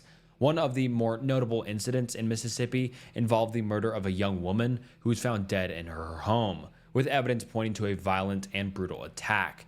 The details of the crime were consistent with Rogers' other known victims and murders, contributing to the investigation that eventually linked him to the killings. Rogers' modus operandi included a pattern of traveling across states, committing murders, and then fleeing the scene, making him very difficult to track. His ability to evade capture for a period of time was aided by his mobility and the lack of immediate evidence linking him to the crimes. However, his pattern of behavior and the brutality of his attacks eventually led to a breakthrough in the investigation. In 1995, Rogers was arrested in California after a series of investigative developments and tips from the public. His arrest followed an extensive manhunt and a collection of significant evidence linking him to the murders. During his interrogation, Rogers confessed to multiple murders and provided details about his methods. His confession revealed a deeply disturbed individual with no empathy and a pattern of violent behavior. In 1996, Rogers was convicted of several counts of murder and sentenced to death. His trial was marked by intense media coverage and public shock due to the overall brutal nature of his crimes and the disturbing details revealed during his confessions. Rogers' case highlighted the challenges of investigating serial killers who operate across multiple states and the importance of thorough and forensic investigation and psychological profiling. Missouri, Terry Blair. Terry Blair, a notorious serial killer from Missouri, is known for his brutal crimes in the Kansas City area during the early 2000s. Born on October 6, 1966 in Kansas City, Missouri, Terry Blair grew up in a troubled environment marked by violence. His early life included a series of behavioral issues and encounters with the criminal justice system. By the early 2000s, Blair's criminal activities escalated into a series of violent murders that shocked the community. Blair's killing spree began in 2006 and continued into 2004. He primarily targeted women, many of whom were vulnerable individuals such as sex workers and those living on the fringes of society. Blair's modus operandi involved luring his victims to secluded locations where he would then attack and kill them. His method of killing was marked by extreme brutality, including stabbing, strangulation, and blunt force trauma. The first known victim in Blair's series of murders was discovered in July 2003. The victim, a woman named Deborah R. Reinhart, was found dead in her apartment, having been brutally attacked. Over the next year, Blair continued his spree, killing several more women under similar circumstances. The murders were characterized by a consistent pattern of violence, with Blair using a combination of weapons and methods to commit his crimes. The investigation into Blair's crimes was complex, involving extensive efforts by law enforcement to connect the murders and identify the perpetrator. The challenge was compounded by the fact that Blair targeted vulnerable individuals, and the evidence at the crime scenes were often difficult to interpret. However, as the number of murders increased, investigators began to focus on Blair due to his criminal background and the patterns observed in the crimes. In 2004, Blair was arrested after a series of investigative breakthroughs and witness testimonies that linked him to the murders. His arrest followed the discovery of a significant forensic evidence linking him, including DNA and fingerprints that tied him to several of the crime scenes. During his interrogation, Blair confessed to multiple murders, providing details about his methods and motivations. His confession revealed a deeply disturbed individual with a deeply disturbing pattern of violence and a lack of remorse for his actions. In 2005, Blair was convicted of several counts of murder and sentenced to life in prison without the possibility of parole. Montana, David Meerhofer. David Meerhofer, a notorious serial killer from Montana, is remembered for his brutal crimes in the 1970s. Born on March 26, 1949 in Montana, David Meerhofer grew up in a rural environment marked by instability and familial issues. His early life included a series of his behavioral problems and a background of violence which foreshadowed his later criminal activities. By the early 1970s, Meerhofer's escalating violence resulted in a series of heinous crimes that shocked the community. Meerhofer's killing spree began in 1974. His first known murder involved a young girl named 12-year-old Susan D. Johnson, who was abducted from her home and later found murdered. This crime was characterized by its brutal nature, with Johnson being subjected to severe physical violence before her death. The murder was the beginning of Meerhofer's reign of terror. Over the next year, Meierhofer continued his violent spree targeting children and young adults. His method of killing was marked by extreme brutality and just lack of remorse. He often abducted his victims from their homes or places of familiarity, committing the murders in a secluded location. His crimes included a series of abductions, SAs, and murders, each marked by a disturbing pattern of violence. The investigation into Meierhofer's crimes faced significant challenges, such as the rule setting and the lack of immediate evidence made it very difficult for law enforcement to connect the various murders. However, a breakthrough came when investigators linked Meierhofer to the crimes through forensic evidence and witness testimonies. His distinctive pattern of behavior and the brutal nature of his attacks helped to narrow down the list of suspects. In 1975, Meierhofer was arrested after a series of investigative developments and tips from the public. His arrest followed the discovery of significant evidence connecting him to the murders, including forensic analysis and witness accounts. During his interrogation, Meierhofer confessed to multiple murders, providing detailed accounts. His confession revealed a deeply disturbed individual with no empathy for his crimes. In 1976, Meierhofer was convicted of several counts of murder and sentenced to life in prison without the possibility of parole. Nebraska. Charles Starkweather.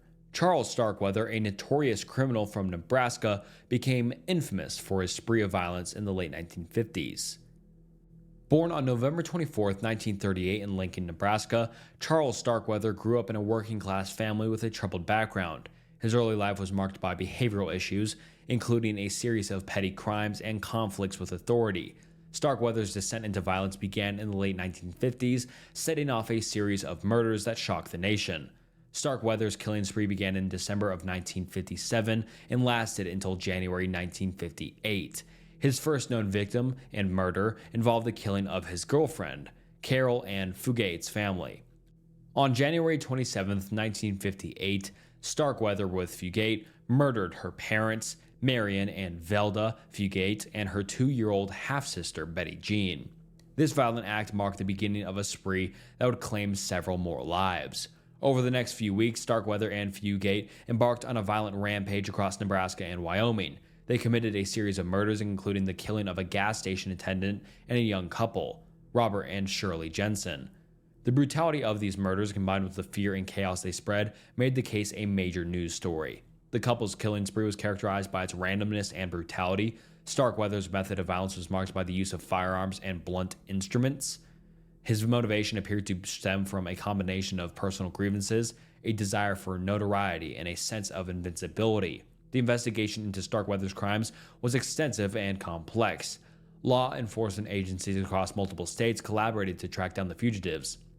The breakthrough came when Starkweather and Fugate were apprehended on January 29, 1958, in Wyoming after a tip-off from a gas station attendant. Starkweather was captured, and Fugate was arrested shortly afterward. Starkweather's trial was highly publicized and marked by intense media scrutiny. In 1958, he was convicted of multiple counts of murder and sentenced to death. His trial revealed a disturbing and manipulative individual with a chilling lack of remorse for his actions. The case drew significant attention due to the brutal nature of the murders and the young age of the perpetrators. Charles Starkweather was executed in the gas chamber at San Quentin State Prison on June 25, 1959. Hello everyone, and welcome to the violized portion of Snook's excellent video on serial killers, featuring a pair of despicable characters who rampage through my home state of Nevada, Gerald and Charlene Gallego. Gerald and Charlene Gallego, also known as the Gallego or Gallego killing couple, are infamous for their brutal crime spree across several states, including Nevada. Their chilling story is one of manipulation, violence, and a horrifying partnership that led to the deaths of at least 10 victims in the late 1970s. Gerald Gallego, born on the 17th of December 1946 in Sacramento, California, and Charlene Gallego, born on the 9th of September 1956 in Reno, Nevada, came from troubled backgrounds. Gerald's early life was marked by criminal behavior, including petty theft and assault. He eventually served time in prison, where he further honed his criminal skills and developed a deep-seated hatred for society. Charlene, on the other hand, had a history of instability and was involved in petty crimes from a young age. The couple met in 1978 and quickly formed a violent partnership. Their criminal activities began with a series of abductions and murders, often targeting young women and couples. They traveled across several states, including California, Nevada, and Oregon, committing their heinous crimes. Their crime spree began in October 1978, when they abducted and murdered 17-year-old Teresa Wallen and her boyfriend, 18-year-old James Forick, in Sacramento. The couple lured their victims into their vehicle with promises of a ride, and then drove them to a remote area, where they were forced to perform sexual acts before being murdered. The bodies were later discovered in a wooded area. Following this, the Gallegos continued their rampage across state lines. In November 1978, they abducted and murdered 19-year-old Karen Sprink and 21-year-old Randy Rhodes in Reno, Nevada. The victims were similarly tortured and then killed before being left in a remote area. Their killing spree continued into 1979, with the Gallegos abducting and murdering several more victims. In May 1979, they targeted a 14-year-old girl, Julie Campbell, in Sacramento. When her body was discovered later on, it showed signs of brutal violence. They also murdered 21-year-old Andrea G. in July 1979, leaving her body in a desolate area. The couple's killing spree came to an end in November 1979, when they were arrested in Reno, Nevada, after a police tip-off. Authorities had received information about a suspicious couple that were traveling in a vehicle similar to the one described by witnesses in connection to the abductions. After their arrest, the Gallegos confessed to their crimes, detailing their methodical approach to abductions and murders. Gerald and Charlene Gallego were charged with multiple counts of murder, abduction, and sexual assault. In court, they showed little remorse for their actions, and their trial was marked by shocking revelations about their brutal crimes. Gerald was sentenced to death, while Charlene, who had cooperated with the authorities and provided detailed confessions, was sentenced to life in prison without the possibility of parole. In 1983, Gerald Gallego was executed by lethal injection in California, while Charlene Gallego remains incarcerated to this very day. New Hampshire, Terry Petter Rasmussen. Terry Petter Rasmussen, also known as the Chameleon Killer, is one of New Hampshire's most notorious serial killers. His crimes span several decades and multiple states, but his link to New Hampshire comes primarily through the discovery of the Bear Brook murders in 1985. A barrel was found in Bear Brook State Park in Allenstown, New Hampshire, containing the remains of a woman and a young girl. In 2000, a second barrel was found nearby with the remains of 2 more young girls. These discoveries shocked the community and left investigators puzzled for years. Rasmussen was known for frequently changing his identity, which made it difficult for law enforcement to connect him to the crimes. He went by various aliases, including Bob Evans, which he used while living in New Hampshire. In 2002, he was arrested under another alias for the murder of his girlfriend, Yoon-soon Jun, in California. Through DNA evidence, it was eventually determined that one of the girls in the barrels was Rasmussen's biological daughter. The woman found with the child is believed to have been his girlfriend, but her identity remains unknown. Rasmussen's ability to evade capture for so long was due to his skill at blending in, often establishing relationships under false identities. He moved around the country, working various blue-collar jobs, and frequently changing his appearance and name. His crimes were finally linked together due to advancements in DNA technology, which helped reveal his true identity as his connection to the Bear Brook victims. In 2010, Rasmussen died in prison while serving a sentence for the murder of Yoon-soon Jun. However, the full extent of his crimes remains uncertain, with authorities suspecting that there could be more victims across the states he traveled through. New Jersey, Richard Biegenwald. Richard Biegenwald, a notorious serial killer from New Jersey, often referred to as the Thrill Killer. Biegenwald's violent crimes spanned several years, beginning with his first known murder in 1958 when he was just 18 years old. After serving time in prison, he resumed his killing spree in the late 1970s and early 1910s. Biegenwald's victims were primarily young women, although he did not have a specific type, and his killings seemed driven more by opportunity than a clear pattern. Biegenwald's life was marked by violence and criminal behavior from an early age. After his initial murder conviction for killing a store owner in a botched robbery, he served 17 years in prison before being released on parole. Upon this release, Biegenwald returned to Absbury Park, New Jersey, where he began a series of murders that would later earn him infamy. His method of operation varied. Some of his victims were shot, while others were strangled or stabbed. This unpredictability, combined with his ability to dispose of bodies in different locations, made it difficult for authorities to connect the crimes. The investigation that led to Biegenwald's arrest began in 1983, following the disappearance of a young woman named Anna Oloysiewicz. After her body was discovered, police received a tip from an acquaintance of Biegenwald who mentioned his violent tendencies and erratic behavior. This tip, combined with additional evidence, linked him to the other disappearances and murders, which led to his arrest. During the investigation, police discovered a cache of weapons, drugs, and what appeared to be trophies from his victims in his home. Biegenwald was charged with 5 murders, though he is suspected of committing more. In 1983, he was convicted and sentenced to life in prison without the possibility of parole. He died in prison in 2008 from natural causes. New Mexico, David Parker Ray. David Parker Ray, also known as the Toy Box Killer, is one of the most notorious and chilling serial killers in American criminal history and alongside New Mexico criminal history. Born on November 6, 1939 in Belen, New Mexico, David Parker Ray had a troubled upbringing and a history of behavioral issues. His early life was marked by an instability and personal trauma, which set the stage for his later criminal activities. By the 1990s, Ray had become known for his gruesome and sadistic crimes. Ray's criminal activities were centered around his home in the Elephant Butte, New Mexico, where he constructed a soundproof trailer that he referred to as his toy box. This trailer was equipped with a variety of tools and restraints used for torturing his victims. Ray's method of operation involved abducting women, whom he would then imprison and subject to extreme forms of physical and psychological abuse. Ray's known activities began around 1999, although evidence suggests that his crimes may have started earlier. His victims, many of whom were vulnerable women, were kidnapped and taken to his trailer, where they were subjected to a range of sadistic and horrific treatments. Ray's modus operandi involved using various forms of torture, including physical restraints, SA, and psychological manipulation.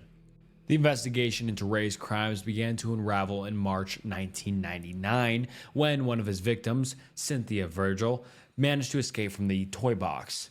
Vigil's escape led to a series of revelations about Ray's activities and the discovery of evidence related to his crimes. Her testimony, combined with forensic evidence and the discovery of the toy box, provided enough insight into Ray's criminal activities and enough evidence. The authorities uncovered a disturbing array of evidence, including photographs, recordings, and detailed descriptions of the torture devices used by Ray. This evidence revealed a just methodical and calculated approach to his crimes, and just disgusting. Despite the horrifying nature of the evidence, Ray managed to evade conviction for many of his crimes due to the lack of direct evidence linking him to specific murders. In 2001, David Parker Ray was arrested and charged with multiple counts of kidnapping and SA. However, he never faced trial for murder, as the evidence connecting him to specific deaths was insufficient to secure a conviction. Ray's case was further complicated by the fact that many of his victims did not survive and their bodies were never recovered. In 2002, Ray pleaded guilty to charges of kidnapping and SA and was sentenced to 224 years in prison. He died in 2003 before he could face a trial for additional charges.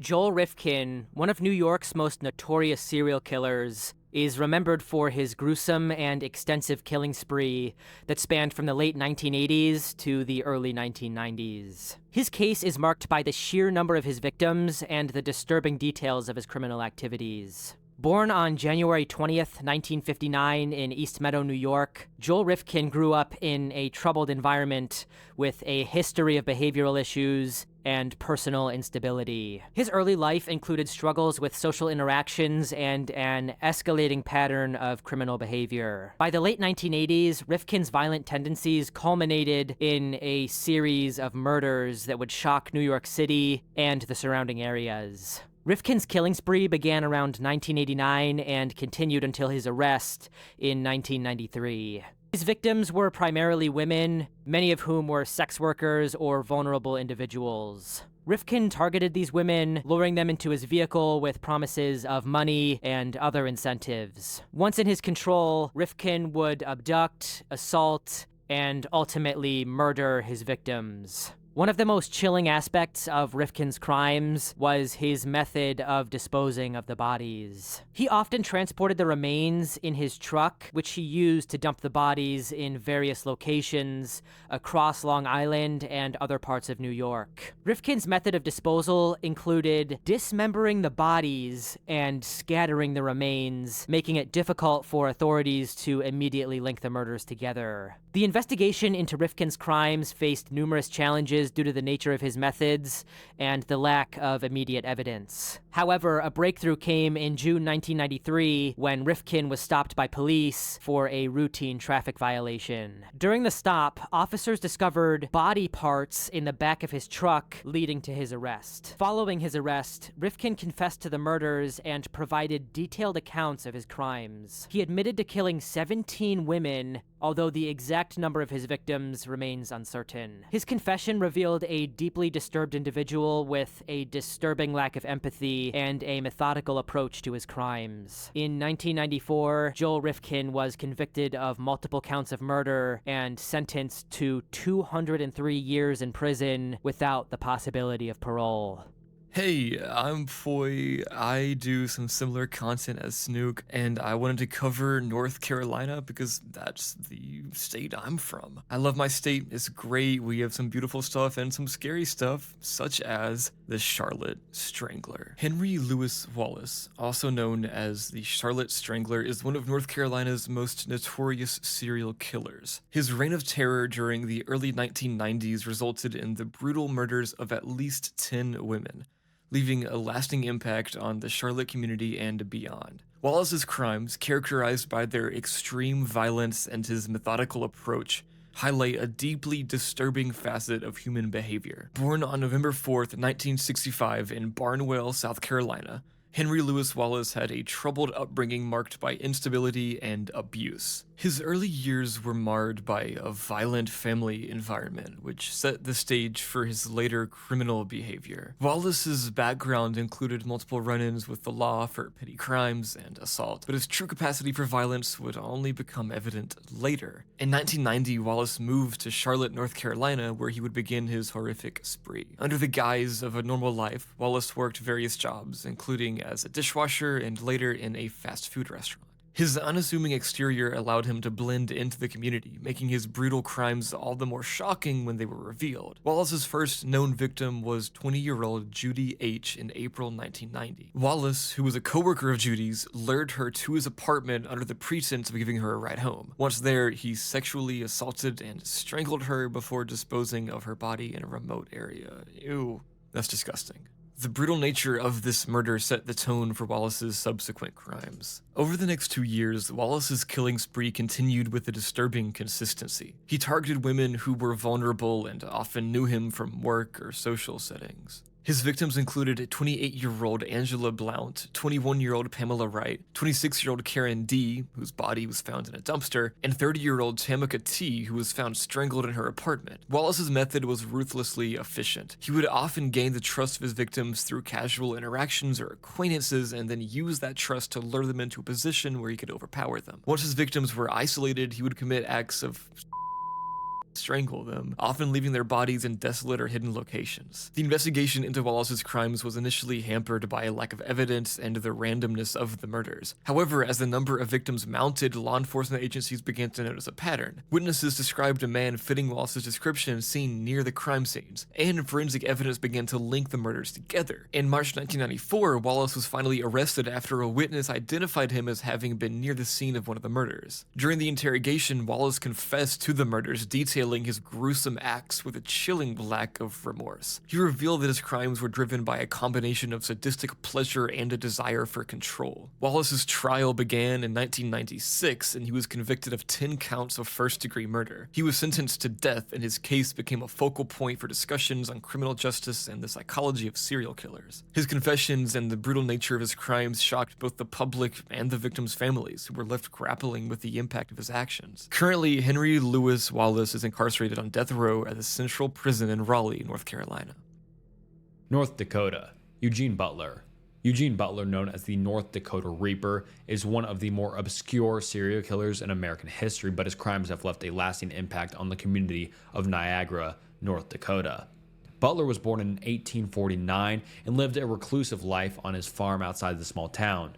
He was considered eccentric and suffered from various mental health issues, leading to his institutionalization in 1906 at the North Dakota State Hospital for the Insane, where he died in 1913.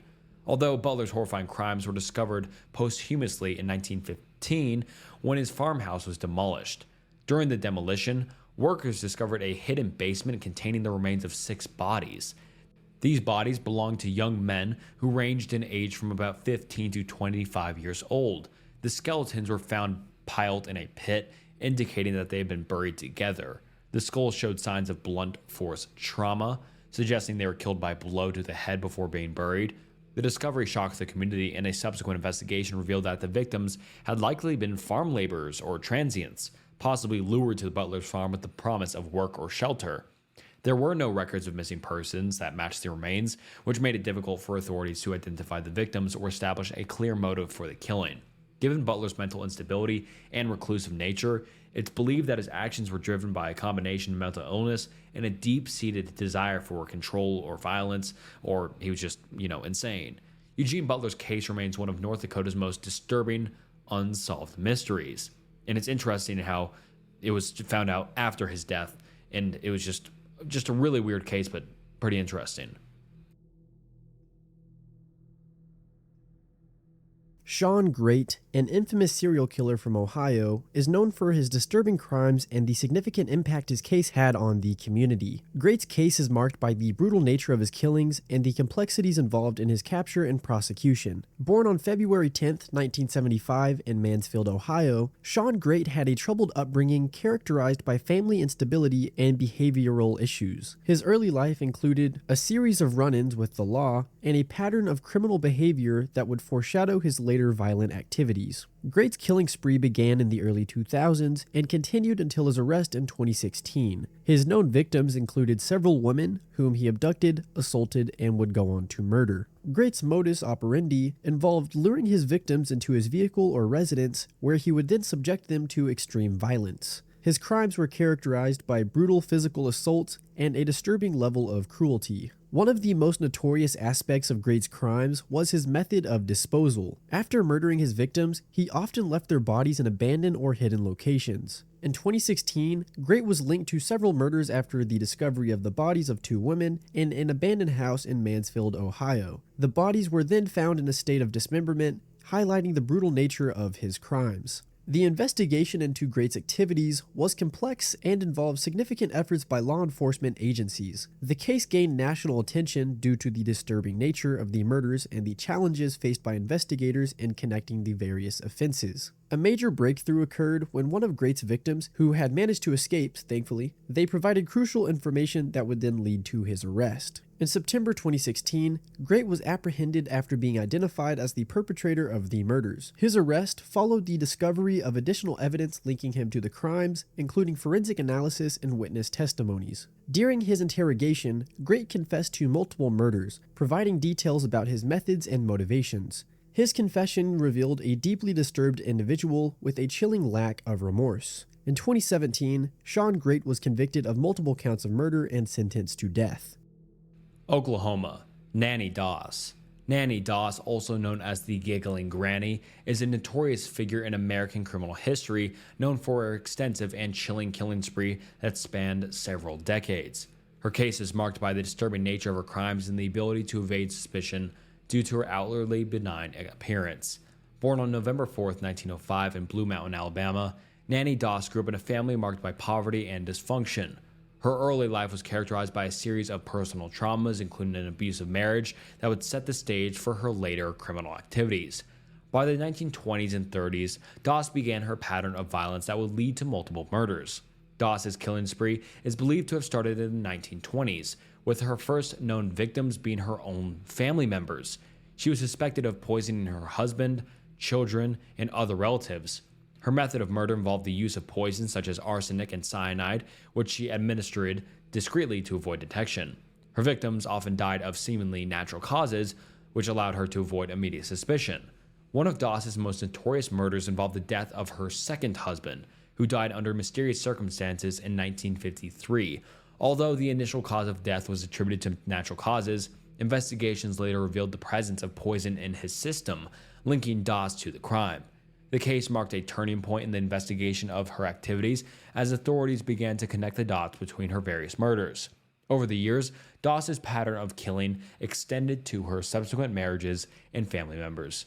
She was known to have murdered at least 4 of her husbands, as well as her mother, 2 of her children, and a grandchild. Her ability to maintain a facade of normalcy while committing these horrible acts was a key factor in her ability to evade suspicion for so long. The investigation into Doss's crimes began to gain momentum in the early 1950s, following the suspicious deaths of her family members. Law enforcement agencies began to notice a pattern of deaths surrounding Doss, leading to a deeper investigation into her background and activities. A significant breakthrough occurred when investigators discovered incriminating evidence, including poisons and the details of her past crimes. In 1954, Nanny Doss was arrested and charged with multiple counts of murder. During her interrogation, she confessed to the murders, revealing a disturbing pattern of behavior and chilling lack of remorse, especially for killing her own family members. Her confession provided detailed accounts of her methods and motivations, highlighting her psychological instability and the overall sadistic nature of her crimes. In 1955, Doss was convicted of multiple murders and sentenced to life in prison. Her trial was marked by intense media coverage and public shock due to the brutal nature of her crimes and the murdering of her family members. Doss died in prison on June 2, 1965. Oregon, Randall Woodfield. Randall Woodfield, known as the I-5 Killer, is a notorious serial killer whose criminal activities spanned multiple states, including Oregon. His case is notable for the brutality of his crimes and his extensive spree along the I-5 interstate highway. Born on January 19, 1950 in Salem, Oregon, Woodfield's early life was marked by signs of antisocial behavior. He exhibited troubling behaviors from a young age, including incidents of theft and violence. Woodfield's criminal activities began in earnest in the late 1970s, culminating in a series of brutal murders across the western United States. Woodfield's killing spree started around 1980 and lasted until his arrest in 1981. He targeted young women and men, abducting them from various locations, including their homes and workplaces. His method involved SAing them and murdering his victims, often leaving their bodies in secluded or remote areas. Woodfield's choice of victims was often random, and his crimes were characterized by extreme violence. In Oregon, Woodfield's criminal activities were particularly alarming. He committed several of his known murders in that state, which drew significant attention from both law enforcement and the media. His murders in Oregon were marked by their brutality and the challenges faced by investigators in linking them to a single perpetrator. The widespread panic and fear in the community were palpable as the investigation progressed. One of Woodfield's most notorious crimes in Oregon involved the abduction and murder of 2 young women. He targeted these victims, subjected them to SA, and then killed them both. The discovery of their bodies in remote locations sparked a massive investigation that eventually led authorities to Woodfield. The investigation into Woodfield's crimes was complex due to the geographical range of his activities spanning several different states. The I-5 corridor, which stretches from California to Washington, became a focal point for investigators. Woodfield's ability to evade capture for an extended period of time was attributed to the interstate nature of his crimes and the method of moving across state lines to avoid detection. A breakthrough in the case came when forensic evidence and witness testimonies linked Woodfield to the murders. In 1981, he was apprehended following a detailed investigation that connected him to several killings. During his interrogation, Woodfield confessed to multiple murders, providing detailed accounts of his methods and motivations. His confession revealed a deeply disturbed individual with a chilling lack of remorse. Woodfield was convicted of multiple counts of murder and sentenced to life in prison. Pennsylvania, Harvey Robinson. Harvey Robinson, a notorious serial killer from Pennsylvania, is remembered for his disturbing crimes and the impact his actions had on the community. His case is characterized by the brutality of his murders and the challenges faced by law enforcement in capturing him. Born on December 27, 1971 in Allentown, Pennsylvania, Harvey Robinson had a troubled upbringing marked by criminal behavior and instability. His early life included a series of run-ins with the law and a pattern of antisocial behavior that foreshadowed his later violent acts. By the early 1990s, Robinson's criminal activities escalated into a series of brutal murders. Robinson's killing spree began in 1992 and lasted until his arrest in 1993. His known victims included young women, whom he targeted in the Allentown area. Robinson's method of killing involved breaking into the victims' homes, where he would assault and murder them. His crimes were characterized by extreme violence and a disturbing level of cruelty. One of Robinson's most notorious crimes occurred in June 1992 when he murdered a 15-year-old girl in her home. This brutal killing was followed by additional murders, including the assault and murder of several other young women in the area. Robinson's method of operation involved breaking into homes, committing SA, and then murdering his victims, often leaving their bodies in a state of disarray. Just horrifying. The investigation into Robinson's crimes faced significant challenges due to the brutality of his methods and the lack of immediate evidence linking him to the murders. However, a major breakthrough occurred when law enforcement officials were able to connect Robinson to the crimes through forensic evidence and witness testimonies. The key to solving the case was a collection of DNA evidence and the identification of Robinson as a suspect through witness accounts. In August 1993, Harvey Robinson was arrested following a detailed investigation that linked him to the murders. In August of 1993, Harvey Robinson was arrested following a detailed investigation that linked him to several of the murders. During his interrogation, Robinson confessed to the crimes, providing detailed accounts of his methods and motivations. His confession revealed a deeply disturbed individual with a lack of remorse for his actions. In 1994, Robinson was convicted of multiple counts of murder and sentenced to death. Rhode Island, Craig Price. Craig Price, a notorious serial killer from Rhode Island, is remembered for his brutal crimes and the significant impact his case had on the community. His criminal activities, marked by extreme violence and a disturbing pattern of behavior, make his case especially chilling. Born on October 11, 1969 in Providence, Rhode Island, Craig Price grew up in a troubled environment marked by violence and instability. His early life included behavioral issues and a history of criminal activity, which set the stage for his later violent acts. By the late 1980s, Price's behavior escalated into a series of heinous crimes. Price's killing spree began in 1987 when he was just 17 years old. His known victims included 3 women and a young girl, all of whom were brutally murdered in the Providence area. Price's method of killing involved breaking into the homes of the victims, where he would assault and murder them. His crimes were characterized by extreme violence, including bludgeoning and stabbing. One of Price's most notorious crimes occurred in July of 1987 when he brutally murdered a 27-year-old woman and her 5-year-old daughter. He broke into their home, attacked them with a hammer, and then stabbed them multiple times. This crime was followed by the murders of 2 more women in August of 1987. The brutality of these killings shocked the local community and drew significant attention from law enforcement, as it obviously should. The investigation into Price's crimes faced numerous challenges due to the extreme violence and lack of immediate evidence linking him to the murders. However, a breakthrough came when Price was arrested in August of 1989 on unrelated charges. During his time in custody, he confessed to the murders, revealing a deeply disturbed individual with a chilling lack of remorse. Price's confession provided detailed accounts of his crimes, including his methods and motivations. The brutality of his acts and the nature of his confessions shocked the community and highlighted the severe nature of his mental instability. In 1990, Price was convicted of multiple counts of murder and sentenced to life in prison without the possibility of parole. The case against Craig Price was further complicated by his age at the time of the murders. As a minor, he was initially tried as a juvenile, which limited the legal options available to prosecutors. However, his confession and the overwhelming evidence against him led to his conviction and life sentence. South Carolina, Donald Henry Gaskins. Donald Henry Gaskins, also known as the Red Ripper, is a notorious serial killer from South Carolina known for his brutal and extensive killing spree. His case is marked by the sheer number of his victims and the horrific nature of his crimes. Born on March 13, 1933 in Florence County, South Carolina, Gaskins grew up in a difficult environment characterized by poverty and family instability. His early life included a series of behavioral problems and criminal activities, setting the stage for his later violent acts. Gaskins' criminal activities escalated into a spree of murders that spanned several decades. Gaskins' killing spree began in the late 1950s and continued into the 1970s.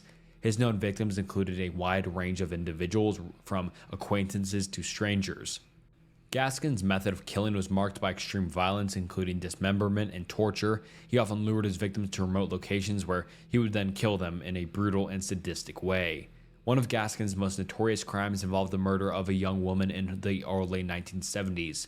He lured her to his home under false pretenses, where he subjected her to extreme violence before killing her. This crime, among others, drew significant attention and law enforcement in the media due to his brutality and the disturbing details of Gaskin's methods. Gaskin's criminal activities extended beyond just murder, including a pattern of violence that involved torture and dismemberment. He was known for his sadistic tendencies and his ability to evade capture for an extended period. His murders were often committed in a methodical and calculated manner, reflecting his disturbing psychological state. The investigation into Gaskin's crimes faced significant challenges due to the brutality of the methods and the lack of immediate evidence linking him to the murders. However, a breakthrough thankfully occurred when law enforcement officials were able to connect Gaskins to the crimes through forensic evidence and witness testimonies. His arrest in the late 1970s followed a detailed investigation that uncovered the extent of his criminal activities. During his interrogation, Gaskins confessed to multiple murders, providing detailed accounts of his methods and motivations. His confession revealed a deeply disturbed individual with a chilling lack of any sort of remorse. In 1982, Gaskins was convicted of multiple counts of murder and sentenced to death. Gaskins' trial was marked by intense media coverage and public shock due to the sheer number of victims and the brutal nature of his crimes. His case highlighted the difficulties faced by law enforcement in investigating and prosecuting serial killers who commit multiple offenses over an extended period. Donald Henry Gaskins was executed in 1991. South Dakota, Robert Leroy Anderson. Robert Leroy Anderson, known as the Schoolgirl Killer, was an American serial killer from South Dakota. Born in 1969, Anderson worked as a maintenance man at a meatpacking plant. His crimes began in the mid-1990s and involved meticulously planned abductions, R-word, and murder, especially targeting young women. Anderson's first known victim was Piper Straley, a young mother from Sioux Falls, who disappeared in July of 1996. She was abducted from her home while her children were present. The investigation into Straley's disappearance eventually led police to Anderson, who was already a person of interest in another missing persons case. Despite intensive searches, Straley's body was not immediately found, but evidence of Anderson's involvement began to mount. In 1997, authorities found human remains on Anderson's property that were later identified as those of Larissa Dumansky, another young woman who had disappeared in 1994. Investigators discovered a pattern in Anderson's crimes. He would stalk his victims, meticulously planning their abduction and assault. His behavior was marked by a chilling level of control and premeditation, indicating he had likely fantasized about these crimes for a long time before committing them. The breakthrough in the case came when a co-worker of Anderson's, Glenn Walker, confessed to helping him plan the abductions, revealing Anderson's dark fantasies and methodical nature. Walker's confession provided crucial evidence that ultimately led to Anderson's conviction. In 1999, Anderson was found guilty of 2 counts of kidnapping and murder. He was sentenced to death. But before his execution could be carried out, Anderson committed S-word in his prison cell in 2003. Tennessee, Paul Dennis Reed. Paul Dennis Reed, also known as the fast food killer, was an American serial killer who terrorized the Nashville, Tennessee area in 1997. Born in 1957 in Texas, Reed had a troubled upbringing marked by violence and instability. Before his killing spree, Reed had a history of violent crimes and had served time in prison for armed robbery. Reed's crimes began in February of 1997, targeting fast food restaurants in the Nashville area. His first attack occurred at a Captain D's seafood restaurant, where he forced 2 employees, Steve Hampton and Sarah Jackson, into a cooler and shot them execution style after robbing the establishment. Just a month later, Reed committed another robbery and double homicide at a McDonald's in Hermitage, Tennessee. He again forced employees into a secluded area before shooting them. This pattern continued in April of 1997 when Reed attacked a Baskin-Robbins in Clarksville, abducting and later murdering 2 employees, Angela Holmes and Michelle Mace. Reed's method was marked by a brutality and just a lack of remorse. He typically chose locations that were easy to access with minimal witnesses, often striking at closing time. Reed would intimidate his victims with a gun, force them to open the safe, and then kill them to eliminate any potential witnesses. His attacks were characterized by a ruthless efficiency that shocked the community and made him one of Tennessee's most feared criminals at the time. Reed was apprehended in June 1997 after a police investigation linked him to the crimes through witness testimony and physical evidence. During his trial, Reed displayed a disturbing lack of empathy for his actions. He was convicted of 7 counts of first-degree murder and sentenced to death. Reed continued to appeal his convictions, but all appeals were denied. Despite his convictions, Reed maintained his innocence and showed no remorse for the brutal murders he committed. On April 28, 2013, Paul Dennis Reed died of complications from pneumonia and heart failure while on death row. Texas, Dean Carroll. Dean Carroll, also known as the Candy Man or the Pied Piper, was a notorious American serial killer who terrorized Houston, Texas in the early 1970s. Born on December 24, 1939, Carroll was involved in his family's candy business, given his name, which earned him his nickname. He is responsible for what is known as the Houston Mass Murders, one of the infamous and gruesome series of serial killings in American history. Carroll's crimes began in 1970 and continued until 1973, during which he abducted, tortured, R-worded, and murdered at least 28 teenage boys and young men. He often lured his victims with promises of candies, rides, or parties.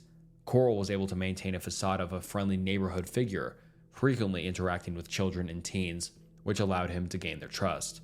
To aid in his heinous acts, Carroll recruited 2 teenage accomplices, David Brooks and Elmer Wayne Henley. Brooks and Henley helped Carroll lure the victims to Carroll's house, where they were restrained, tortured, and then murdered.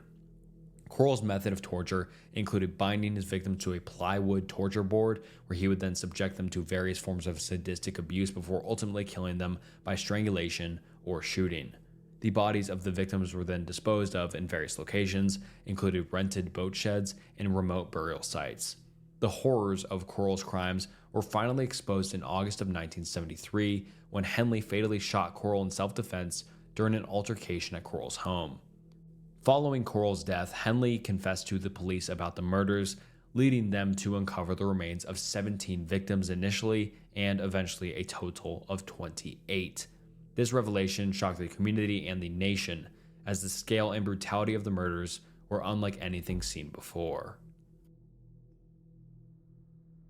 Ted Bundy, one of the most infamous serial killers in American history, committed several of his crimes in Utah, contributing significantly to his notoriety. His case is marked by his extreme violence, manipulative behavior, and the extensive media coverage that followed his crimes. Born on November 24, 1946, in Burlington, Vermont, Bundy grew up in a seemingly ordinary environment. However, his early life was marked by troubling signs, including behavioral issues and an obsession with violence. By the 1970s, Bundy's criminal activities had escalated to a series of horrific murders. Bundy's killing spree began in the early 1970s and lasted until his arrest in 1978. His known victims include young women, whom he targeted across several states, including Utah. Bundy's method of operation involved luring his victims to his car or an isolated location, often feigning injury or needing assistance. Once he gained their trust, he would abduct, assault, and murder them. His crimes were marked by extreme brutality, including strangulation and One of Bundy's most notorious crimes in Utah occurred in 1974. He abducted and murdered several young women, including Melissa Smith, the 17-year-old daughter of the police chief in Midvale, Utah.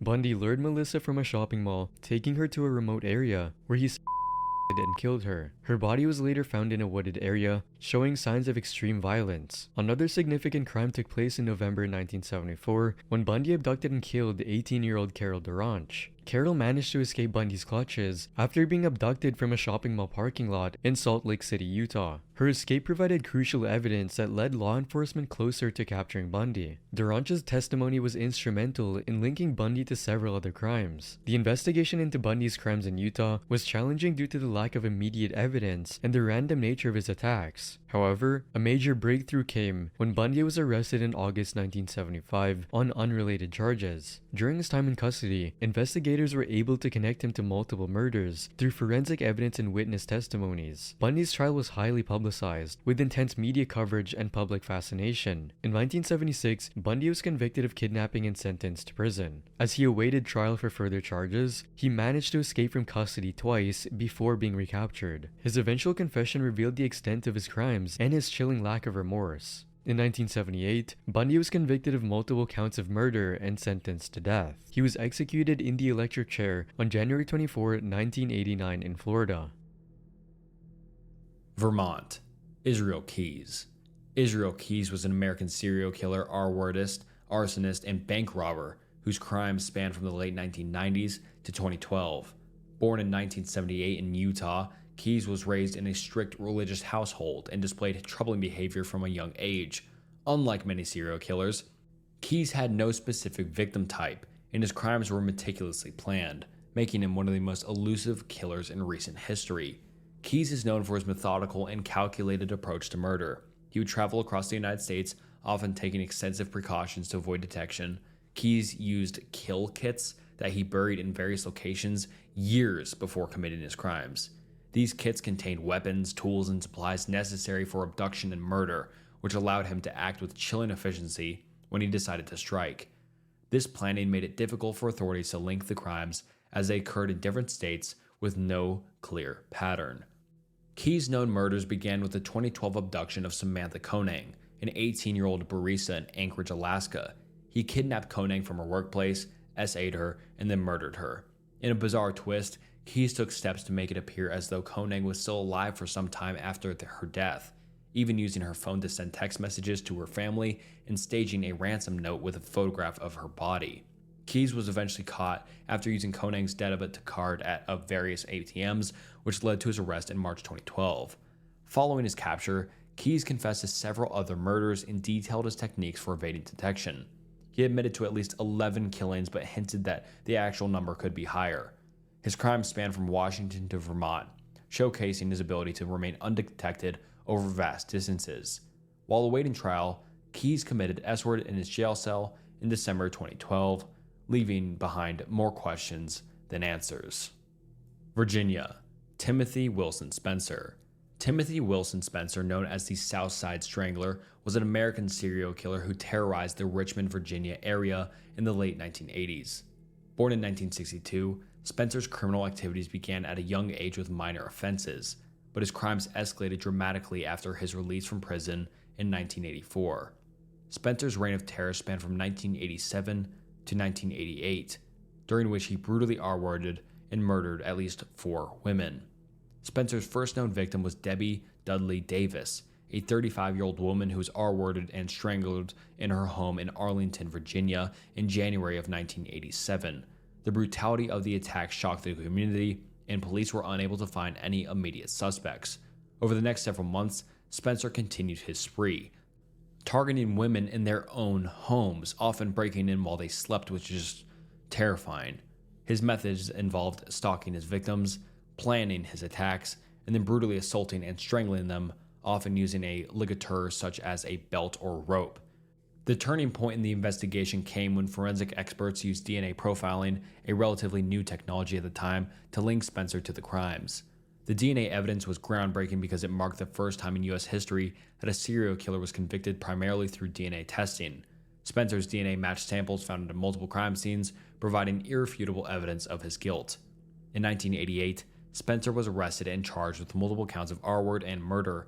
His trial drew national attention due to the use of DNA evidence, which was still a novel forensic tool. In 1989, Spencer was convicted of the murders and sentenced to death. His case set a legal precedent for the use of DNA in criminal investigations, showing its power as a tool for both prosecuting and exonerating suspects. Timothy Wilson Spencer was executed in the electric chair on April 27, 1994.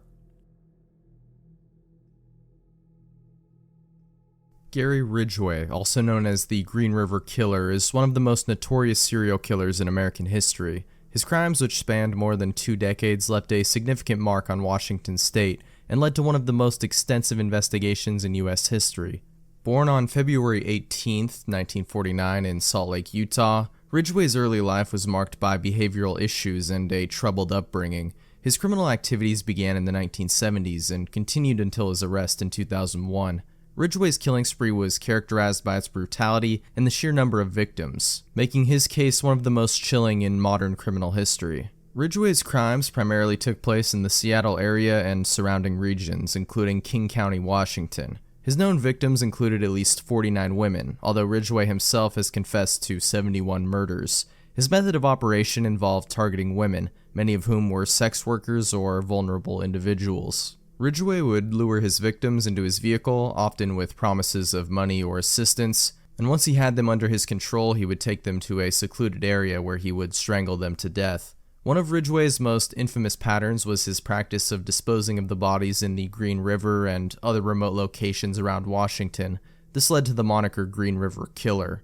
The discovery of numerous bodies in these areas created significant challenges for law enforcement, as the investigation into the murders was complex and lengthy. The investigation into Ridgway's crimes began in the early 1980s, when the bodies of several women were discovered along the Green River. Despite the extensive efforts of law enforcement, Ridgway evaded capture for years. The case was further complicated by the large number of victims and the difficulties in linking the murders to a single perpetrator. A breakthrough in the case came in 2001 when DNA evidence linked Ridgway to the murders. He was arrested and charged with multiple counts of murder. During his interrogation, Ridgway confessed to the murders and provided detailed accounts of his methods and motivations. His confessions were instrumental in understanding the full scope of his crimes and locating many of the victims' remains. In 2003, Ridgway struck a plea deal with prosecutors in which he agreed to confess to the murders and provide information on the locations of additional victims in exchange for a life sentence without the possibility of parole. His plea deal was aimed at providing closure for the victims' families and avoiding the death penalty. West Virginia, Harry F. Powers. Harry F. Powers, often referred to as the Bluebeard of Quiet Dell, is a notorious serial killer from West Virginia, whose crimes were marked by deception, brutality, and the exploitation of vulnerable individuals. Born on November 17, 1892, in Joubert, West Virginia, Powers grew up in a rural environment marked by poverty and instability. His early life included several failed marriages and financial difficulties, which contributed to his later criminal behavior. By the 1930s, Powers had developed a pattern of deceitful and violent behavior that would culminate in a series of horrific murders. Powers' killing spree began in the early 30s and continued until his arrest in 1931. His known victims included at least 4 individuals, but he is suspected of having murdered many more. Powers' method of operation involved deceiving his victims, often using false identities and promises of marriage or financial assistance to gain their trust.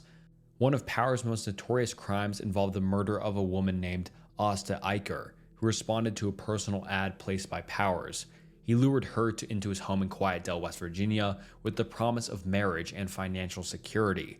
Once she arrived, Powers killed her and her 3 children, disposing of their bodies in a nearby well. The gruesome discovery of their remains shocked the community and led to a significant investigation.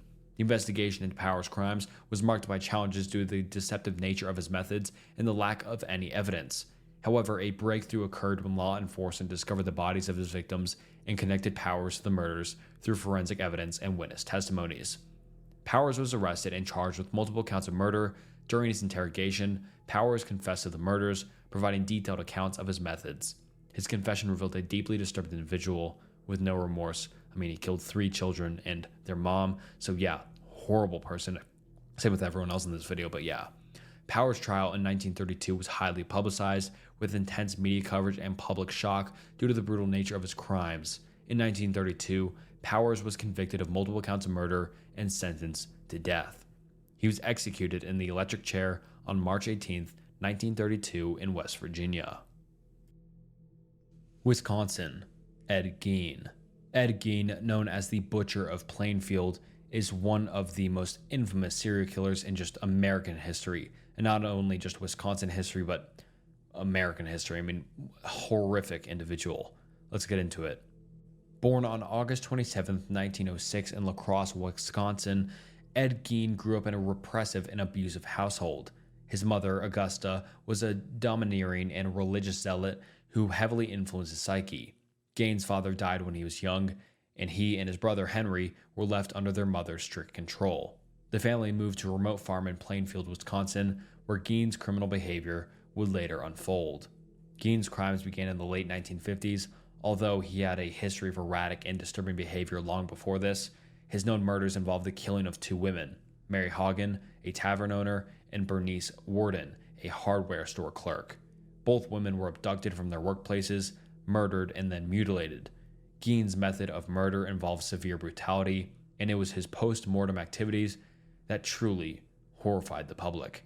Gein's most shocking acts involved exhuming bodies from local graveyards and using their remains to create grotesque trophies. He fashioned items such as skin suit, masks, and furniture, all made out of human remains and skin, which he displayed in his home. This collection of human remains was discovered by police when they searched Gein's home in 1957. The discovery of these artifacts led to widespread revulsion and fascination. As the details of Gein's crimes were revealed, the investigation into Gein's activities began after the disappearance of Bernice Warden. When police searched Gein's property, they found Warden's body hanging in a shed, disemboweled and mutilated. They also uncovered a disturbing array of body parts and artifacts made from human remains. Gein was arrested and charged with the murders of Warden and Hogden, as well as other crimes related to necrophilic practices. During his interrogation, Gein confessed to the murders and the exhumption of bodies. His confessions revealed a deeply disturbed individual with a fixation on death and an obsession of his deceased mother. Gein was declared insane and was committed to a mental institution, where he spent the remainder of his life. Ed Gein's case had a profound impact on both law enforcement and popular culture. His gruesome crimes and the macabre nature of his activities included numerous works of fiction, including films and books. Gein died on July 26, 1984, in the Mendota Mental Health Institute. Alright, now let's get into the last but not least state, Wyoming. Polly Bartlett. Polly Bartlett is a lesser-known figure in the annals of American serial murder, primarily associated with crimes occurred in Wyoming. Her case, while not widely as publicized as those of the other serial killers, is notable for its particular circumstances and the impact it had on the local community. Polly Bartlett, born on January 1, 1940 in Wyoming, was an individual whose criminal activities were characterized by a pattern of violence and deception. Her known crimes began in the late 1970s and continued into the early 1980s. Bartlett's criminal behavior was marked by a series of violent acts that targeted a range of victims, including both men and women. One of Bartlett's most notorious crimes occurred in 1980, when she was involved in a series of violent attacks and murders. Her modus operandi included luring victims into a false sense of security before committing her crimes. Bartlett's method often used manipulating her victims into trusting her, only to later overpower and harm them. Her crimes were marked by a significant degree of premeditation and brutality. Bartlett's activities in Wyoming drew the attention of law enforcement, leading to a complex investigation into her criminal behavior. Despite the challenges faced to linking her to the crimes, authorities were eventually able to connect her to multiple violent incidents through forensic evidence and witness testimonies. The investigation revealed the disturbing nature of her crimes and the extent of her violent tendencies. In 1982, Polly Bartlett was arrested and charged with multiple counts of murder and violent assault. During her trial, she confessed to the crimes, providing detailed accounts of her murders. The trial of Polly Bartlett was marked by intense media coverage and public shock. In 1983, she was convicted of multiple counts of murder and sentenced to life in prison without the possibility of parole. And alright, that wraps up one serial killer from every state. And thank you for watching all the way to the end. I mean, this is like 2 or something hours into it. Super long video. Let me know what you thought of it. Did you like it? Did you hate it? Would you like to see different videos like this from me in the future? And what did you think about the collabs? What did you think about all the different YouTubers I had on this video? Would you like to see them again? Would you not like to see them again? Let me know down in the comments below. I'd love to hear what you have to say. And if you're still watching, please subscribe and like the video. It would help out a ton. And I mean, you enjoyed this video enough. I mean, you're still watching 2-something hours in. But yeah, thank you so much for watching. Yeah. Anyways, I love you guys. Thank you for watching. Until next time, see ya.